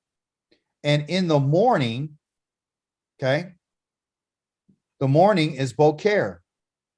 And Boker is recognized by the morning, and morning is recognized by the light. And the morning is Yom, because light is a day and day is Yom. Okay. Are you following me so far? Okay. In the morning, you'll see Yahweh's glory. So in the evening, you're going to know he brought you out. In the morning, you'll see his glory. For he has listened to your grumblings against Yahweh. what are we that you should grumble against us? Verse number 8. Moshe added, what I have said will happen when Yahweh gives you meat to eat this evening. In the evening, they're not eating it at 4 o'clock or 3 o'clock in the morning. They're eating it in that evening. Okay. In the Arev. And you will have your fill of bread tomorrow morning. Okay.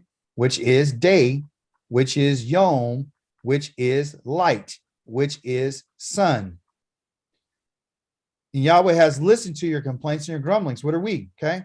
And so your grumblings are not against us, but against Yahweh. Moshe said to Aaron, say to the community of Israel, the whole community, come close in the presence of Yahweh, for he has heard your grumblings. 10. As Aaron spoke to the whole community of the people of Israel, they looked toward the desert, and before them, the glory of Yahweh appeared. When? That evening. Okay. Verse 11. And Yahweh said to Moshe, I have heard your grumblings, or I heard the grumblings of the people of Israel. Say to them, okay, say to them, at Arev, at dusk, okay, twilight in some translations, not darkness, in Arev. At Arev, you will be eating meat, just like he told him to prepare the Passover at Arev. This is what he's saying right here. And in the morning, you will have your fill of bread. Okay, so there's clear distinction between these times. Nighttime is never mentioned. Then you will realize that I am Yahweh your Elohim. 13.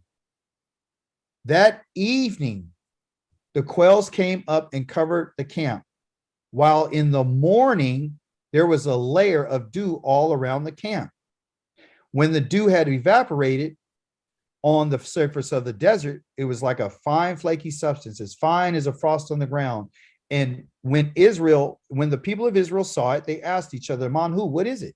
Because they didn't know what it was. And Moshe answered them, it is the bread which Yahweh has given you to eat. When did they see this? They saw it in the morning. Here's what Yahweh has ordered. Each man is to gather according to his appetite. Each is to take an omer, which is 2 quarts per person, for everyone in his tent. The people of Israel did this. Some gathered more, some less. But when they put it in the omer measure, whoever had gathered much had no excess, and whoever had gathered little had no shortage. Nevertheless, each person had gathered according to his appetite. Verse 19, Moshe told them, no one is to leave any of it until the morning. Okay, so they gathered in the morning. They can't leave it to the next morning. But they didn't pay attention to Moshe and kept the leftovers until the morning. It bred worms and rotted, which made Moshe angry at them. So they gathered it morning after morning, each person according to his appetite. But as the sun grew hot, during the morning and during the day, it melted. And on the 6th day, which is the Yom Shishi, they gathered twice as much bread, 2 omers per person. And the community leaders came and they reported to Moshe. He told them, this is what Yahweh has said. And they came to him on the 6th day. This is what Yahweh has said. Tomorrow, it is a holy Shabbat. Tomorrow, not at a Rev, tomorrow. It is a holy Shabbat. Bake what you will bake and boil what you bake, or what you boil, and whatever's left over, you set it aside to keep for the morning, because tomorrow is a Shabbat. So whatever you prepare for tomorrow, because tomorrow, like he says, tomorrow you're going to get the bread. He's making a clear distinction between a Rev in the morning, like he said with the quails. Okay. So he says tomorrow is a holy Shabbat, and whatever you bake today, you'll bake today. Whatever you boil today. For tomorrow, for in the morning, you'll set it aside for the morning. So they set it aside till the morning, as Moshe had ordered, and it did not rot and didn't or have worms. So Moshe said, today, which is Yom, which is light, which is or. Okay. Today, eat that because today, the day is the Shabbat. Today you won't find it. Why? Because it's in the daytime. You're not going to find it. Today you'll eat it. Because today in the morning, you won't find it. So gather it 6 days, but on the 7th day, which is a Yom, is a Shabbat. And on that day, there won't be any on that Yom, which is light. However, on the 7th day, some of the people went out. Listen, some of the people went out to gather it. Did they gather in the evening? If the Shabbat starts in the evening, then that means that they went out at the beginning of evening or in the time of the evening to go look for the bread, which they don't do that. Okay. So we have a couple of points. Yah says tonight or this evening, you're going to see quail.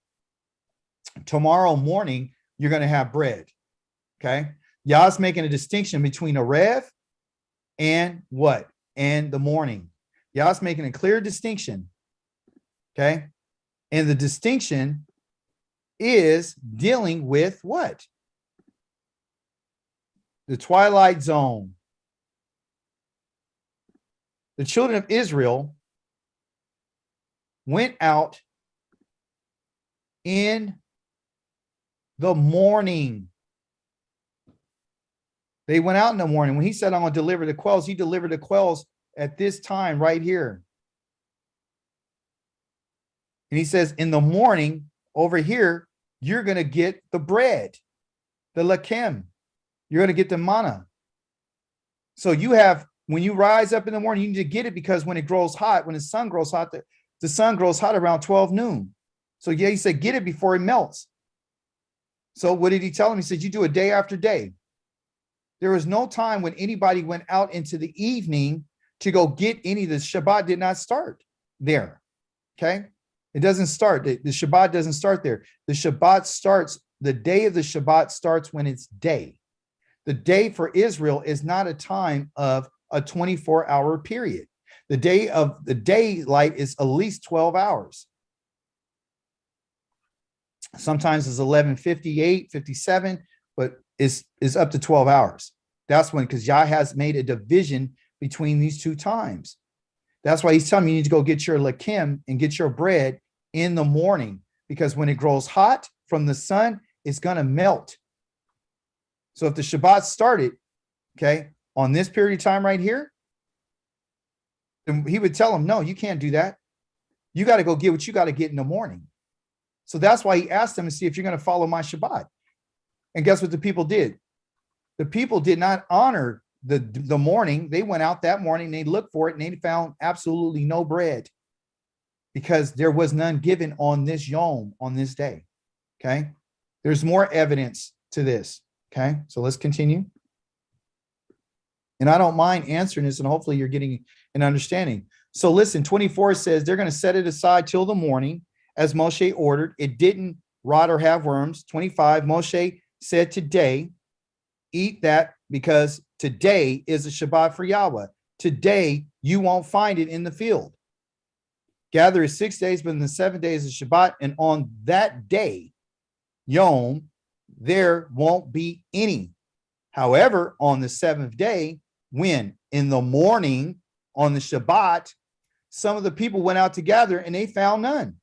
So when they went out to gather, if the Shabbat is on the Erev, when they went out to go gather and it starts there, then why did the people go out in the morning on the 7th day? The 7th day begins in the morning.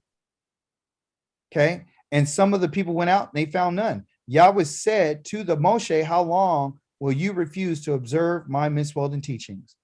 Look, I have given you the Shabbat. This is why I am providing bread for 2 days. On the 6th day, each of you is to stay where you are. None is to leave his place on the 7th day. So the people rested on the 7th day.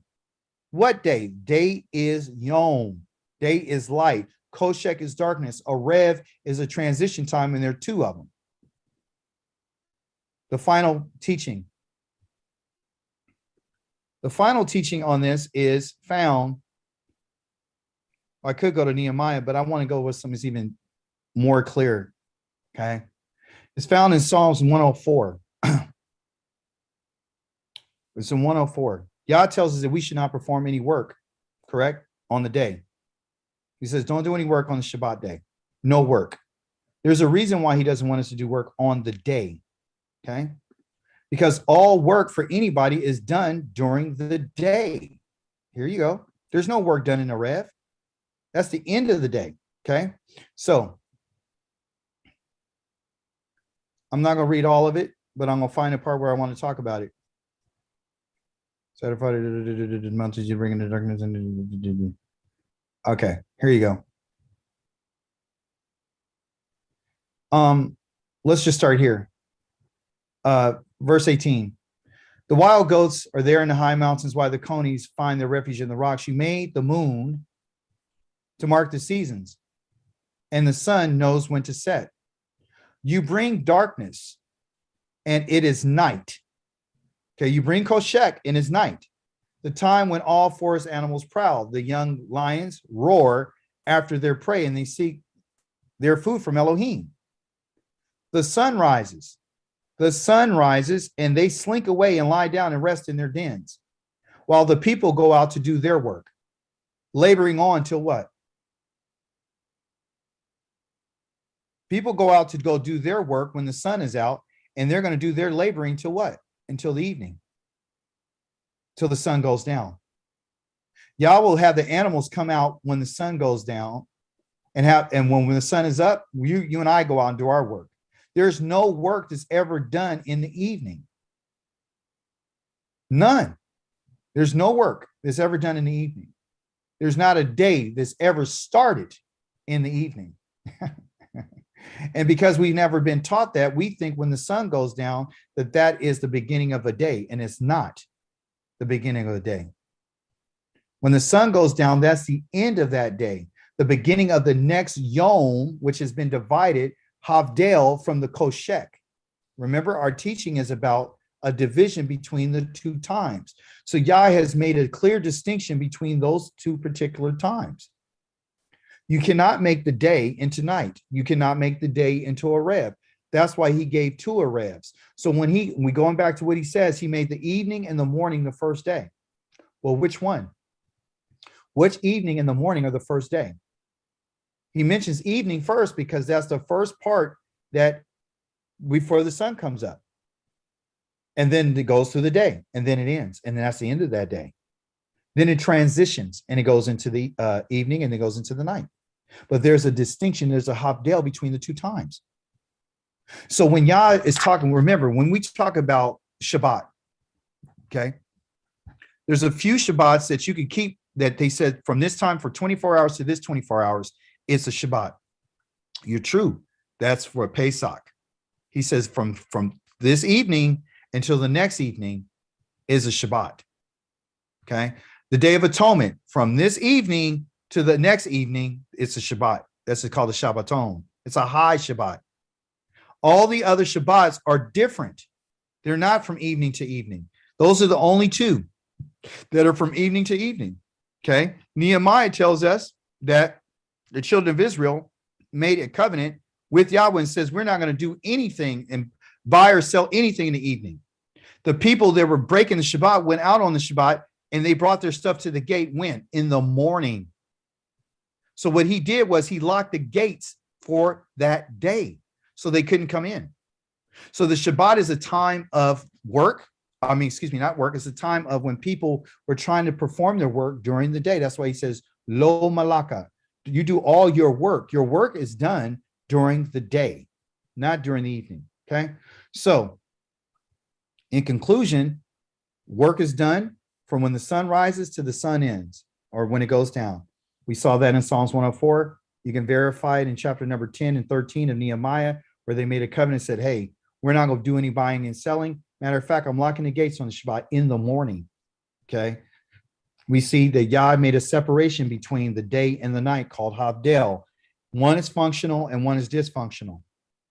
So why would he put the Shabbat in a dysfunctional state. Well, you said, well, he did it through the Pesach. He did that because it's a vigil for him to be reminded of what he did for Israel. That had to do with that in particular time and the Day of Atonement. Those are the two times that he allows the Shabbat to go from evening to evening. If you look at any of his other Moedim, there's never an evening to evening. There's only from the day until the end of the evening. That's it. So that's why. So some people do it the way that, from the evening, the Ashkenazi, they do it from the evening to evening. But that's not what the text says. Okay. There's no Shabbat in the darkness. There's a So when would you start preparing for Shabbat? you could prepare it for Shabbat from the 6th day, right? So you got the 6th day and you can actually prepare. You have until the morning. So if, say, for example, this is where a lot of people have a lot of problems because they're running home and they're trying to get stuff done and they can't because they're like, it's almost evening.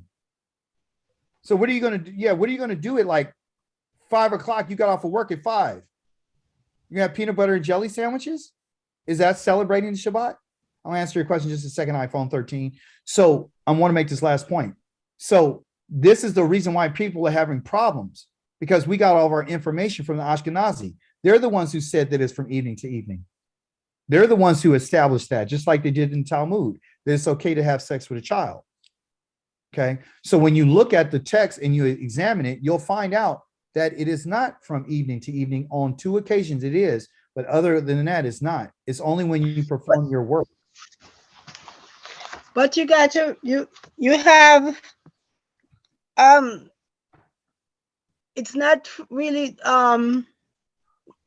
24 hours because if you have they said the evening and the morning is one day, right? Mhm. So they usually have morning, afternoon, and night, but that's not the evening and the morning is one day.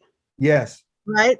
The evening and the morning is one day. It's the Because first come time where they would have say afternoon would have been our days is looking to done because we wouldn't have that evening, morning, and after the evening, morning, and afternoon.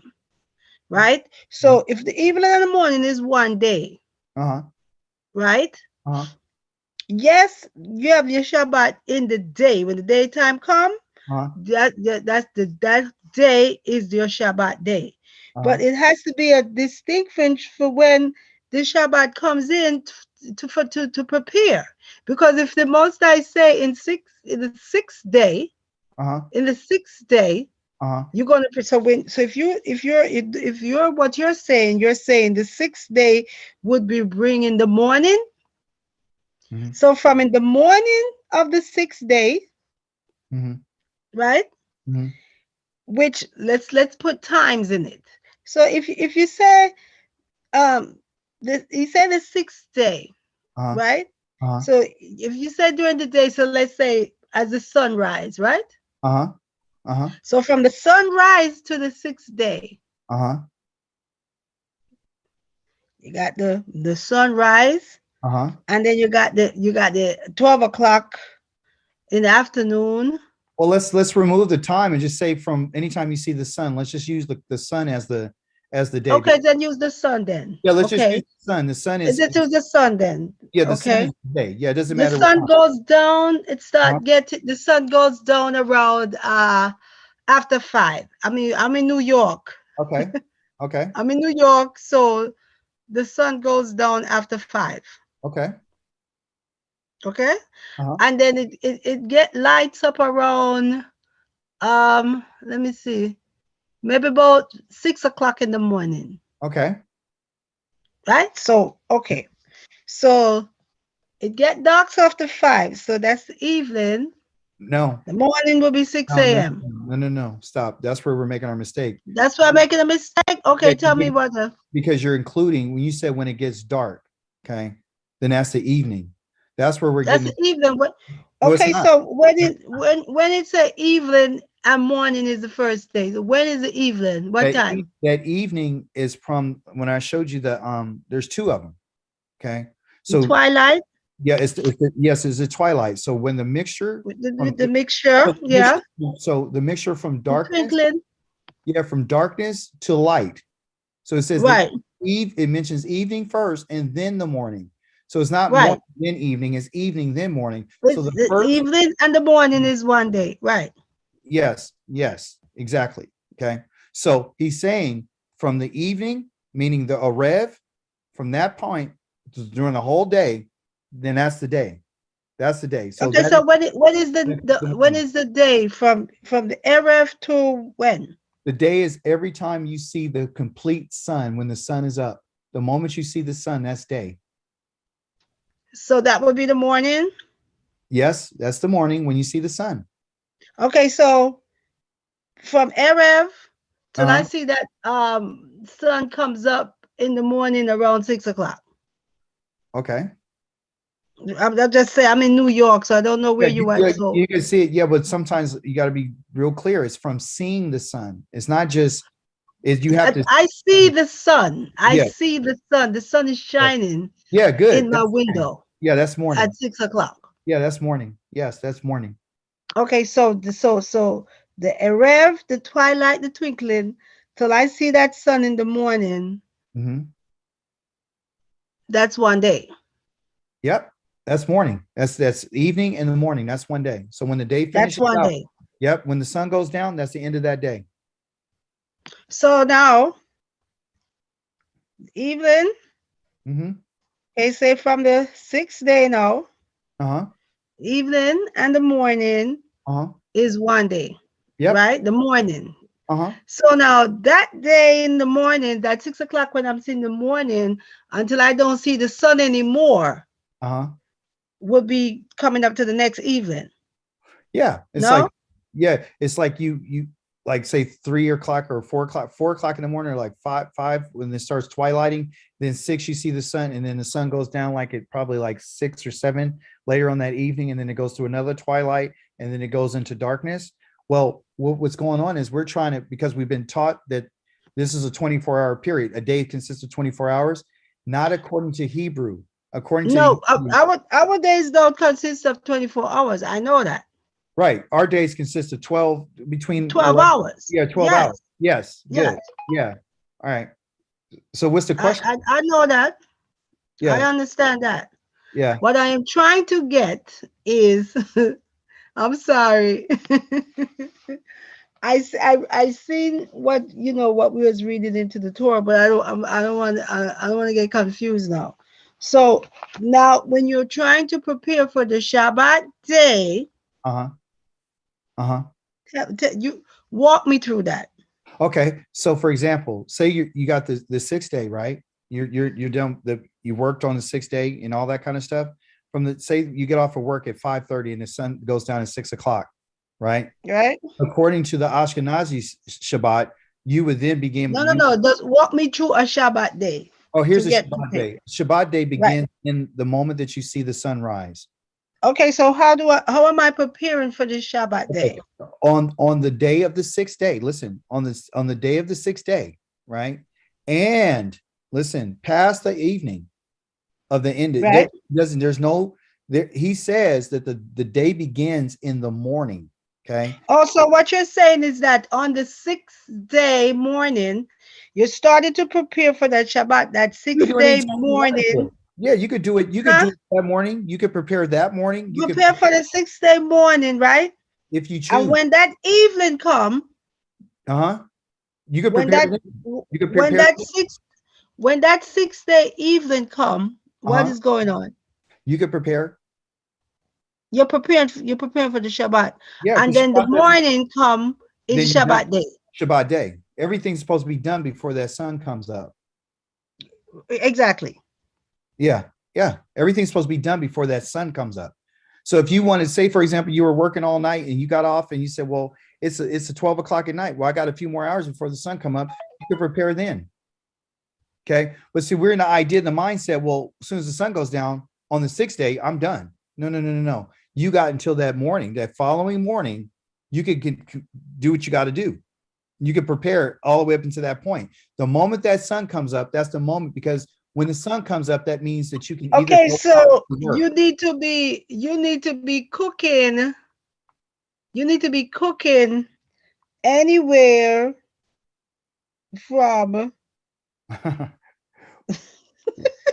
You could be even cooking midnight. You could be cooking until you could cook until 3 or 4 o'clock in the morning. till And 3 then o'clock, 4 o'clock in the if you morning. ended up being in that situation because the day is when the work can't be done. Remember, you got to Right. remember when Yah says you can't do any Okay, work. all right. Yeah, you can't do any work on the Shabbat. So he's saying whatever you have, you prepare it. You prepare it and you get it done. And then the following morning, and according to our text, and read it again, read Exodus 16 when you have time, when it says that tonight in a Rev, you're going to see you're going to get the birds tonight. Tomorrow, you're going to get the bread. So he's letting you know there's Right. there's Yeah, a I read that today. That was Yes. our portion Yeah, today. you got that. You got that. Exactly. So you should know that there's a difference between those two times. So Right. the Shabbat starts in the morning. It doesn't start in the evening. It doesn't start in the evening of the 6th day. It starts in the morning of the 7th day. And there's a clear distinction between or and, which they call Yom, Havdel, which they call to divide, Koshek, which is darkness. That's the difference. Yah's making a difference. And the division and guess what? Praise the Holy One of Israel. Yah is using a Rev to separate those two times. So when he talks about a Havdel, he made a separation. The separation is identified as a Rev. A Rev is the time in which these two things are divided. That's when they're transitioning. So when he says, let's divide it, he divided it by putting a Rev between those two moments, the moment before the sun rises and the moment when the sun goes down. That's when the Rev is there. That's the dividers between those two times. You understand? So, okay. So what we can't do is call night day. That's Koshek is not Yom and it's not Or. Or is light and Or is Yom and Yom is called day. So Shabbat day is when the sun comes out. Okay. I got another question. iPhone 13. Go ahead. Thank you for your patience. Oh no, I was going to just elaborate what you were saying a little early on, just about preparing for the Shabbat. Yeah, I done been up from all day until right before the sun came up, just cleaning up, cooking, doing this, doing that. And, so as soon as that sun start up, you got to stop. It's done. So yeah, you got that from the morning, from the sunrise on Yom Shishi, Yeah. all the way to the sun go, all the way until the sun comes back up. Yes. On Shabbat. So as soon as that sun, as soon as you see that daylight break, that's when it's time to stop working and all that. Right, because that's when work is done during the day. And that's why Yah says they went out to go try to find the bread and they couldn't find it that day, that morning. See, because remember, if it melted when it got hot. So according to the text, they went out in the morning to go look for that on the Shabbat. So the morning is the beginning of the Shabbat. And Yah says there's not going to be any there.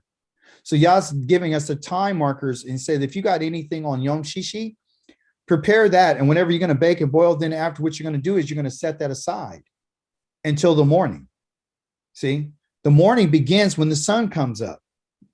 That's it. Conjure, yes. It's a koti. She better say. I'm sorry, I missed part of it. So when does it end?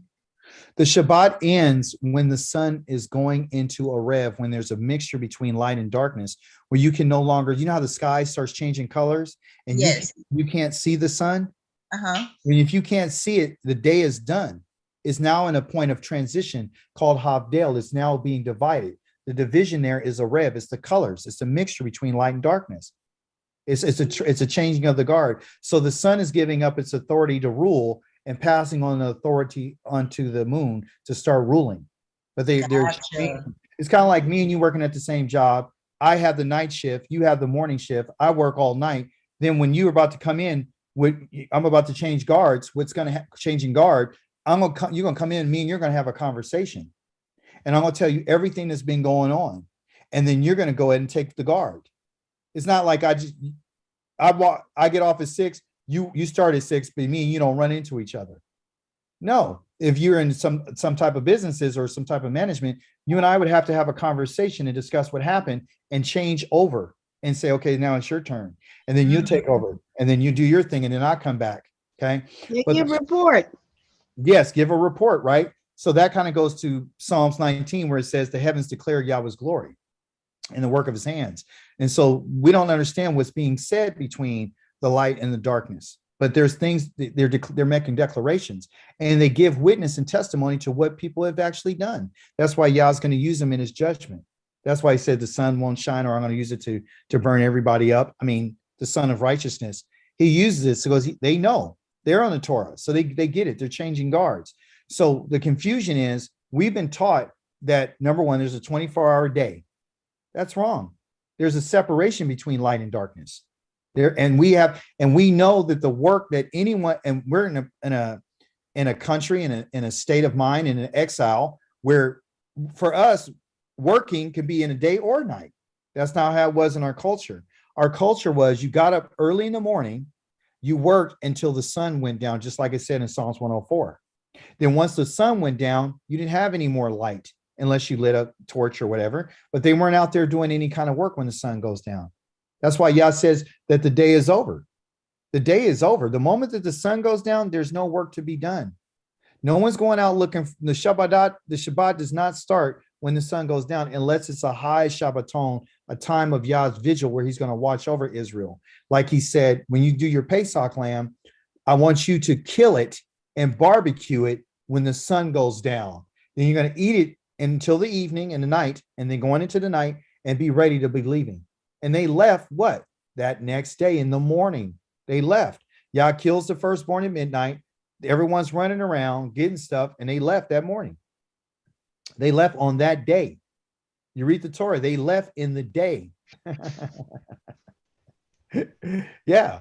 So work can only be done in the biblical sense, of Hebraic sense, during the sun. Do not converge the Yom with the Lila. Don't put light and darkness together. Put a Havdel there. Put a separation between the two. Yes, iPhone 13. Go ahead. I just wanted to add in, hopefully this help, anybody who hears this. I just think of the night of a period to get ready for the next day. Yes. So just like you say, the light and the night, the light and darkness, they're not associate with one another. They're not like, you kind of as the same day. Just to darkness is to let you know, okay, the day is over with. So whatever you need to do to get ready for the next day, you need to get your lunch ready, you need to get this ready, put your clothes out for the next, for the next day. So you rest up, sleep. When the sun pop up, okay, I'm ready to go. Yeah. If you notice too that there's yes, Condra. So then it's only roughly about 6 hours then? Well, the Shabbat? Yes. The Shabbat's roughly around probably about 11 to 12 hours, depending on when it comes up. Okay. Yeah. Because, okay, so here's another thing that you can make the connection. When did Yahweh receive his offerings? 2 times. Correct. Yahweh never receives an offering in the evening, at night. He did it right before the evening. He did it first thing in the morning. The priest's supposed to bring it, and they're supposed to bring it, and they are supposed to light the lamps at the evening, and then they're supposed to let the light go throughout the whole evening until the next morning. You understand? So there's a lot of things that are connected with it, but the work that you and I are to do with our hands, okay, is work that's supposed to be done during the day. And we're calling the day darkness. 24 hours. That's what our enemies told us. That's what we believe. No, it is not a 24-hour period. It is a 11 and a half to 12-hour period, depending on if it's a short day, long day. So someone like in Alaska, where my cousin live, they got some long Shabbats. They got long Shabbats. The Shabbats are long. You understand? They only get a certain amount of darkness for a little bit, right? But So what about the place them that don't have no light? well, I guess, like what place doesn't have any light? There's light. Because there's some places where it's just pure darkness for a certain period of time. That's Like okay. somewhere in Alaska, somewhere in Yeah, Canada. Yeah, they'll get whatever light that they do get. That's their day. That's when they go out and that's when Yah had prescribed them to do the work. All because they live somewhere where there's a little less light or more light. That doesn't change the rules. The rules are day for us is Yom, and Yom is light, and light is called Or. Night is Koshek, which is Lila. It's complete darkness. And then a Rev or is a separation between the sun coming up and then the sun going down. So there's two of them. And often people say, oh, well, it's the evening and the morning. That's the first day. So they would say, well, when's the evening? Oh, the evening is when it starts turning dark. That's true, but it's not 100% true. That's a half truth. So the sixth day, the sixth day, right? During the day, it's when you're preparing for the Shabbat day. Yeah, absolutely. You could do it that day. You could do Okay, it so evening. you have the sixth day.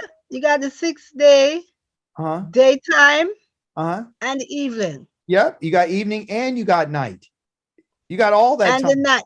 You got all that time. And then the next day. And then the morning comes up on the 7th. No work. There's nothing to be done. But that's too much time then. That's because from the 6th. No, it's not too much time. What it's called is Yah wants us to celebrate our Shabbats, and he wants us to have everything prepared. Now we're trying to make what happened out in the wilderness conducive to what we're doing here in this land. The circumstances are different. Okay. So for example, when they worked when the sun was up and when the sun went down, they were done. There was no one doing any work at all. That's part of the culture. Here, we're so used to doing everything we want to do when we want to do it. So we're not following what he says until we say, oh, you know what? In the morning and when the sun comes up, there's no work to be done. I don't let nobody do any work here at my house, nothing. I don't go buy and sell and do any of those things because Yahweh says not to do that. So I don't do that. So because it doesn't fit what they would call the religious way, we would think, oh, well, we're violating the Shabbat because on the 6th day, I had that in particular sunlight and I'm supposed to prepare then. And when the sun goes out, I'm done. No. Because of the culture and society that we live in, you and I have lights and there's people who are working night jobs, all kind of stuff. But what they have to do is the following day, they can't perform any work. But people's lives have gotten better since they understand when the Shabbat is supposed to be. Yah doesn't want us rushing around and saying, okay, I got until the sun goes down today on the 6th day, and then I got to stop because Shabbat starts when it's in a rev. When it gets evening and the light starts changing and the darkness happens, it's Shabbat, I can't do nothing. That's not true. That's not true at all. That is not true. You have that whole entire Yom, and you have a Rev, and you got Lila, and then, so what's the big deal? Why don't you want the extra time? That's what I want to know. Why don't you want the extra hours? You think you're going to kind of take advantage of that and get a lot? Oh, no. So you're saying that from the 6th day to Erev and Lila, you can prepare for Shabbat till you see the sun the next day. Yes. Okay, that's what you said. Yeah, because it's going to give you the time that you need to prepare because you are in that culture. So when they were in that culture there, they couldn't do things because there was no light. It just seems that 6 days does seem to be so long. It seems like it's more than 12 hours. Well, who cares? All we care about is whether the sun is up or whether it's down. I don't care how long it is. I don't care if it's 2 hours. If the sun is up for 2 hours, it's 2 hours. Okay, so you're just saying that Shabbat is just only during the day hours. Yeah, it's during the day. It's light. It's Or. It's Yom. And he says it. He says this is Yom. I made the day. It's a day. If you know that you can't perform any work, you can't perform any work during the night. Work. Okay. So during the day, there's no work to be done. None. But if he said the evening and the morning is one day, then which evening do you want to choose for that to be the day? Do you want it to be the sun came up and then there's the evening there to be the day, or do you want the evening plus the morning or that whole particular day? Which one do you want? Okay, I can say the evening start when there's a twinkling, right? Erev. Yes. Yes. right? Yes. So the evening until when the sun come up is one day. That's what Yeah. no? Or till when the evening till when the sun comes up or till when the sun go down is one day. Which is the one day? Evening till morning, right? Yes. Which one did he mention first? What Look at he my said, the look at my evening chart. and the morning is one day. Okay. Yes. Look at, oh, what is that? No, I don't know what that. Yeah. So here it is. It's not written on here, but I'll write it for you. Okay. Here's a rev and here's a rev. Okay. These two parts right here, right here. This time, these 6 degrees of separation is a rev, and here's another rev. These two parts right here. It goes from 6 degrees, 12 degrees, 18 degrees. That's how the sun moves. Okay. So the question is, it says the evening, and maybe I should write it in English to help you understand and help everyone. Evening. There's two evenings. There's this evening over here, and there's this evening over here. Which one do you want it to be? If you said that the morning and the evening were the first day, then you would say from sunrise to this time right here, before it goes in darkness, that's the first day. That's this from this time, I'm going to shade it all out. That's it. Okay. If you said that, then you would go against what the scripture says. Yah says the evening, which is right here, and the morning are the first day. That's what he said. He didn't say the day and the evening are the first day. He said the evening and the morning are the first day. When that sun comes up, boom, all the way to sunset. Then here's another evening. How much hours is that? Who cares? It could be 12 hours. In some places, it could be 10 hours. It could be 4 Okay, hours. so if you where are you in California? I'm in California, so I get about 12. My cousin, So- my cousin, So she's you're like 3 hours. You're like 3 hours away from New York. yes. So some days, So yeah, some days are going to be short. Some days are going to be shorter. Some days you may have more of you have more darkness than you would have. Okay. when So right now we have right now it get dark fast. Yeah, it gets dark fast. So you got very less time. So during the winter months, you have less sun. You have less Right. light. Okay. So We have during- less light. yeah. And so like when it comes spring or autumn, you get longer days, right? So as time goes on, your days are going to get longer, which means Right. your Shabbats are going to be longer. Right. Our Shabbats right now are what? They're short during Yes. the winter months. Then as time goes on, they get longer.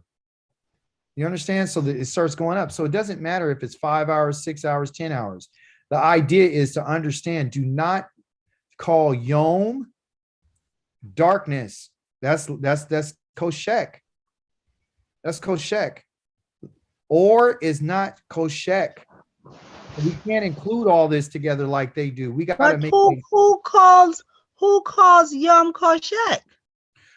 when someone says that, and not you, but someone says that the day consists of a 24-hour period.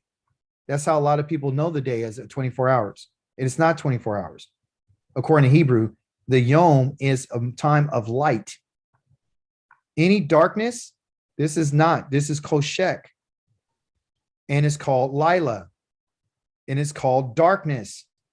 You can't make that which is dark into lightning. Yah had made a separation. And what he used to separate it is this part called the evening. Yah has used a rev to make a clear distinction between those two times, a transitional time. So let me ask you again though. I gotta get it straight though. So you have Friday during the day, right? You got Friday morning. Friday, yes. Friday morning, right? And sunrise. Would be considered the 6th day, right? Yep, 6th day. Yep, 6th day. 6th day. Yep. So from Friday morning straight back till you see the sun on Saturday morning Boom. is your preparation time. Yep, and it saves you. You got busy and you got other stuff to do. You can do it right here in the rev. You can continue to keep prepping and prepping and prepping and prepping and prepping and prepping and prepping and prepping and prepping and prepping. Oh, it's got to stop. Shabbat's about to start because the sun is about to come out. Let me ask you a question. Listen to me carefully. When he gave out the manna, what did he do with the manna? In terms of how much did he tell them to get? Right? What did they get?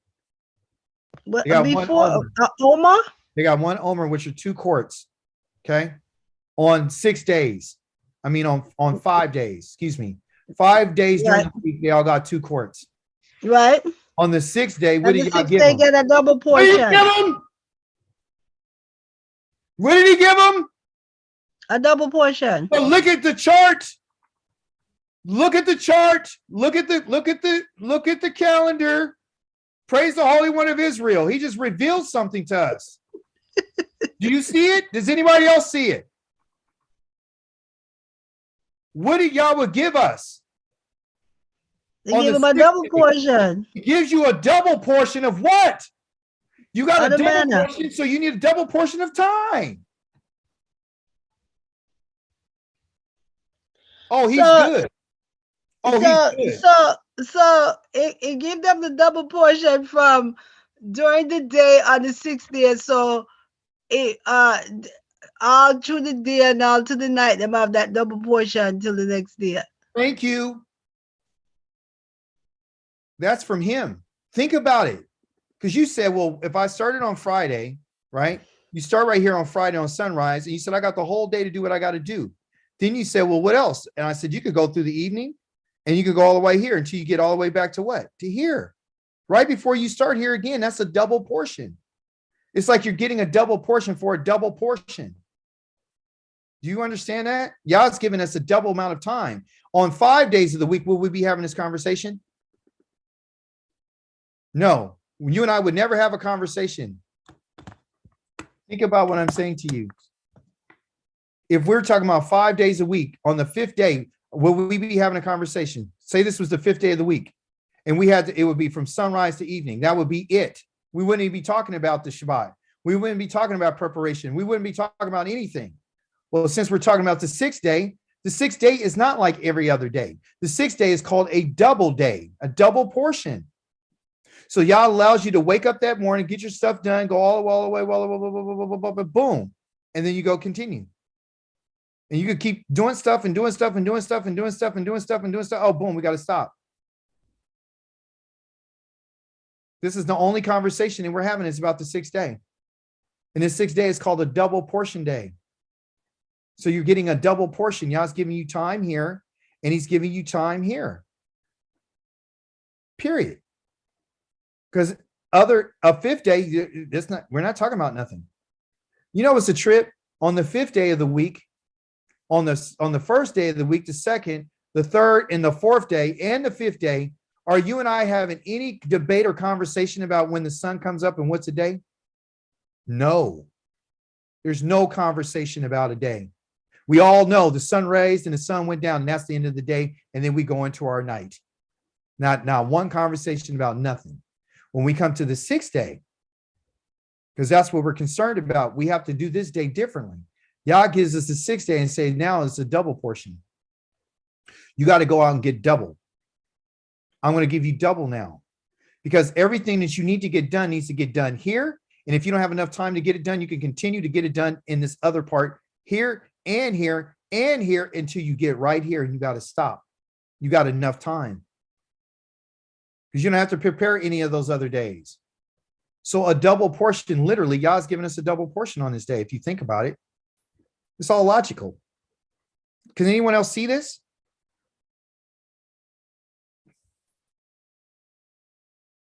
You guys said this guy's nuts. Yes, I see it. We see it. Praise the Holy One of Israel. It's a matter of us knowing when the day is. Okay. 1st day, 2nd day, 3rd day, 4th day, 5th day. Ain't nobody talking about nothing. Everybody know when the day is. The moment we come to the 6th day, then it says, oh, But I got a problem with it because it said the evening and the morning is one day. okay, so let me ask you something. Choose. I'm gonna write it on here. Here's the evening and here's the evening. and here's the morning. So which one do you want it to? Do you want to be this one and this one, or do you want it to be this one and this one?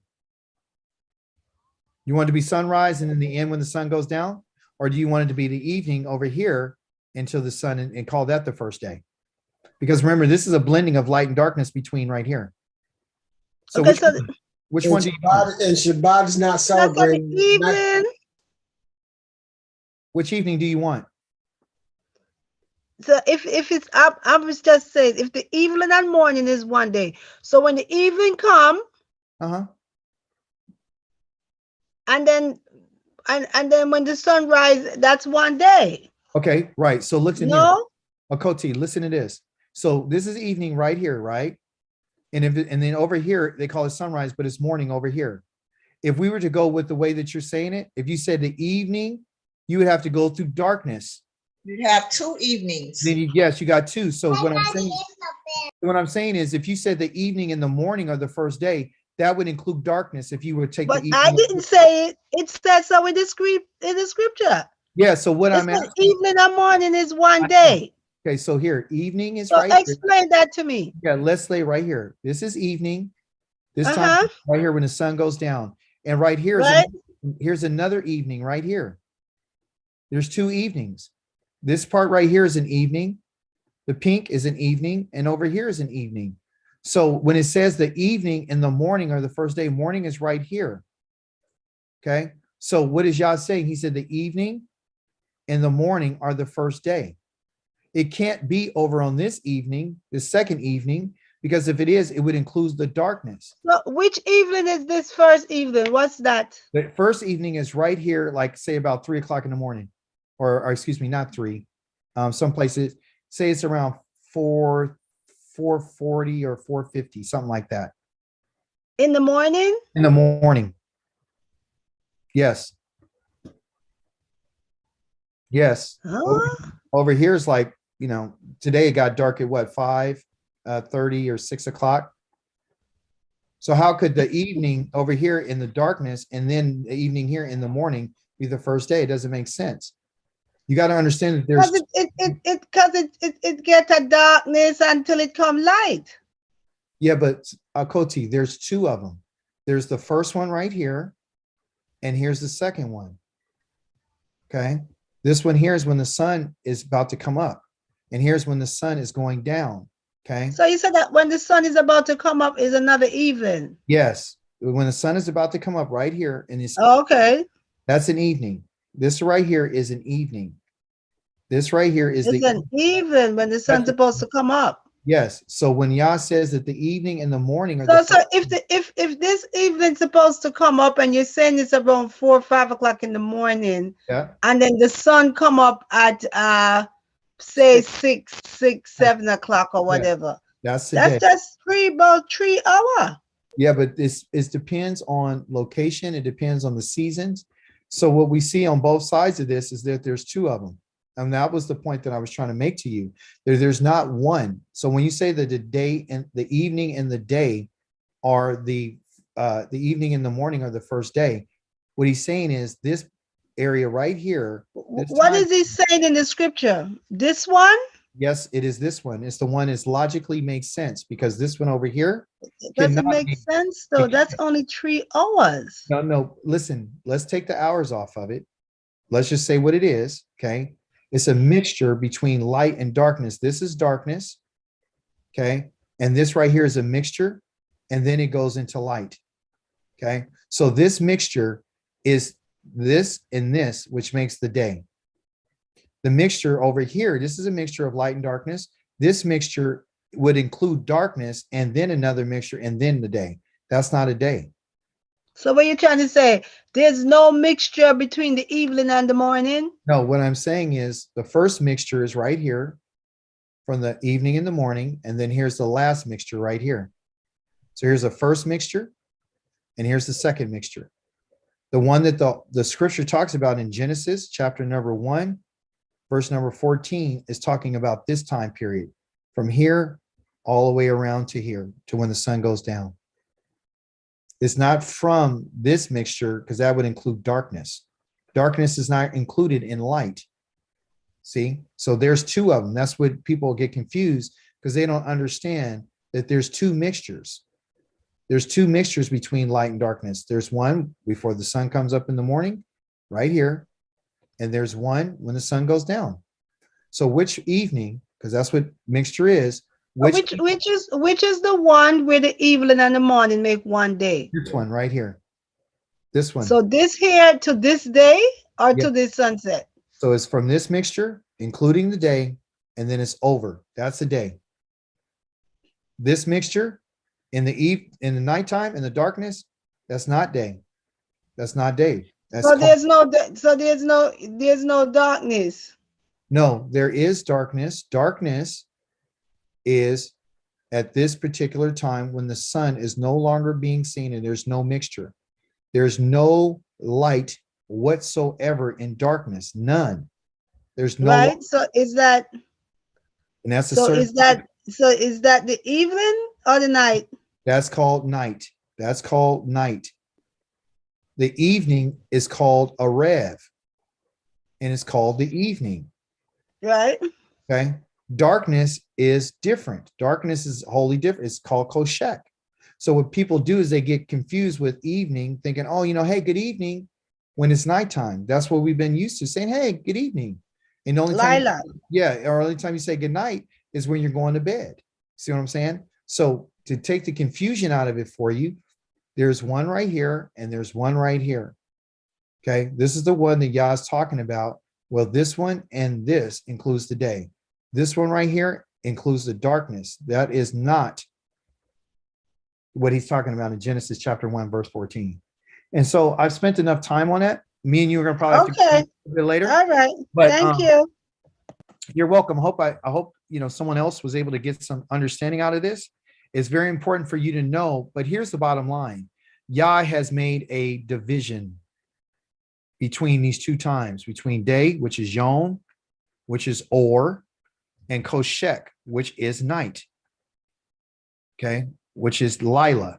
So Yah's, because he's given us so many different names. Okay, so in Hebrew it's Or, and he calls it Yom, and in English is day. And then in Hebrew it's called Koshek, and then he calls it Lila, and then they call it from Lila to night. Okay. And when Yah says the evening and the morning are the first day, he's not talking about the last part of the day, because that wouldn't make sense. He's not talking about that time. What he's talking about is the beginning of the day, which is right here. This time right here, right before the sun rises. So as soon as the sun rises, and you'll see the sun, and then you'll get the whole day until the sun sets. And then you'll go into another mixture of light and darkness, and then it will go into darkness. Okay, and then darkness will be ruled by the moon. And this up here will be ruled by the sun. Okay, and this right here is the transition period. That's what he's using to divide these two times.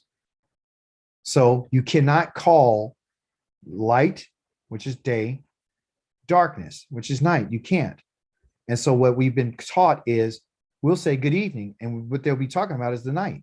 That's not true. The evening time is the divisions of 6 degrees of separation. When the sun begins to show itself, it starts going from here, then it gets a little lighter and a little lighter, and then ultimately the sun comes up. Then the sun's up all day, depending on how long it wants to stay up, depending on where you're at. And then it goes from transition, say, okay, I'm getting a little darker, and then darker, and then I'm nighttime. Does everybody follow that? Okay. So we'll do a little bit more on the study on. I'll show you some more scriptures later that shows you and tells you that the Shabbat is only going to be done on a regular Shabbat. There's high Shabbats. High Shabbats are Pesach and Day of Atonement, Yom Kippur. These are the only times where Yah says that you guys are going to have to do what they will call a 24-hour Shabbat. Okay. All other Shabbats are sun up to sundown. He makes a clear distinction between those times. He does. He makes a clear distinction between those times. All right. So thank you guys for the class tonight. Thank you for staying on. Thank you for your comments. What phase is the moon in? I gotta look at my phone for that. I think it's finally Let me pull up my phone right quick. The moon is waxing gibbous. It is almost going to a full moon status here, I think. Is waxing. Yeah, it's almost there to a full moon. Yeah, it's almost there. Almost right there. We're almost there. Yep. Yeah. You said it's the same cycle that they use in Ethiopia. Oh, yeah, absolutely. Absolutely. So we got to know our times. And then when we know our times, then we won't be listening to what these other people are talking about, because they stress people out because you don't have enough time. You don't have enough time to get nothing done. And then you're all stressed out and you're having a terrible Shabbat because you figure, I don't have enough time. The sun just went out. So now I can't finish cooking. What are we going to do? We're going to microwave it. But if we're Ashkenazi, we got to unplug the refrigerator and the microwave oven. We can't even hold that. Matter of fact, you can't have a certain amount of weight. What's the weight capacity that you can carry today? See, they be tripping. So Yah's like, no. It doesn't work like that. Two different cultures. Okay. I know what time it is. Okay. I want you guys to celebrate my day. And I appreciate you being afraid. That's good. But you got to know, when I call something from 24 hours, I'll tell you it's 24 hours. I'll tell you it's from a rev to a rev. Like I stated about Pesach and the Yom Kippur. I already told you that. So now you know that those in particular times are different. All the other Shabbats, I told you don't do any work on them. And then the trippy part is if you really want to know whether or not the Shabbat is true or not, or my time of the sundown to sun up is good. On the Day of Atonement, Yah says there's no work to be done, meaning no preparation, no cooking, no nothing. That's why it's 24 hours, because you're not going to do any cooking. And then on certain Shabbats, he says, oh, you have to, on certain days after Shabbat, he's like, oh, you guys didn't have enough time to prepare. You could prepare your food. I'll let you do that on this particular festival, because he knows that you didn't have no time. That's what he's saying. He knows you didn't have any time to prepare. So he's like, on this in particular day, I'll allow you on this Shabbat. There's certain Shabbats that you can prepare your food on that day, because he said on the other day, you weren't able to prepare it. I think it's on the 8th day. Yes, I have to look at that. But there's certain days on Shabbats that he says there's a certain time that you can't prepare food because you didn't have time because of the way that it fell. You see? So those are the feast days you can prepare your food. Huh?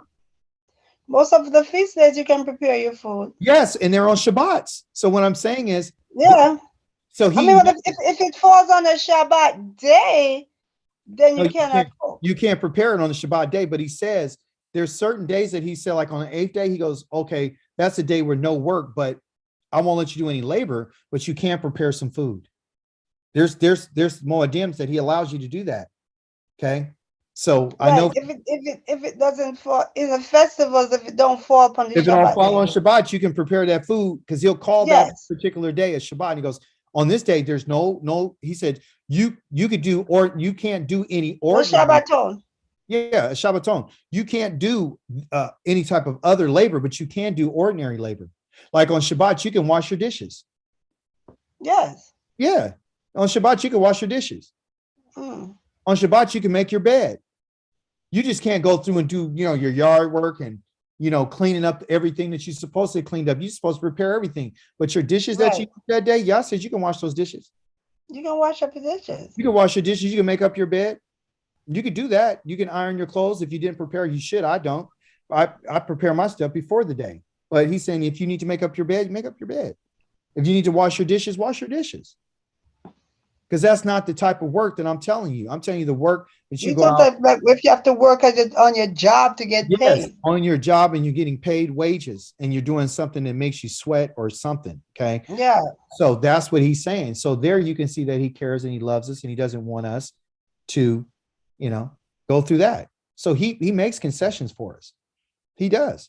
So we have to know what his laws are. We have to know what his statutes are. We have to know what his Torah is and how he instructs us, because it doesn't supposed to be a burden to us.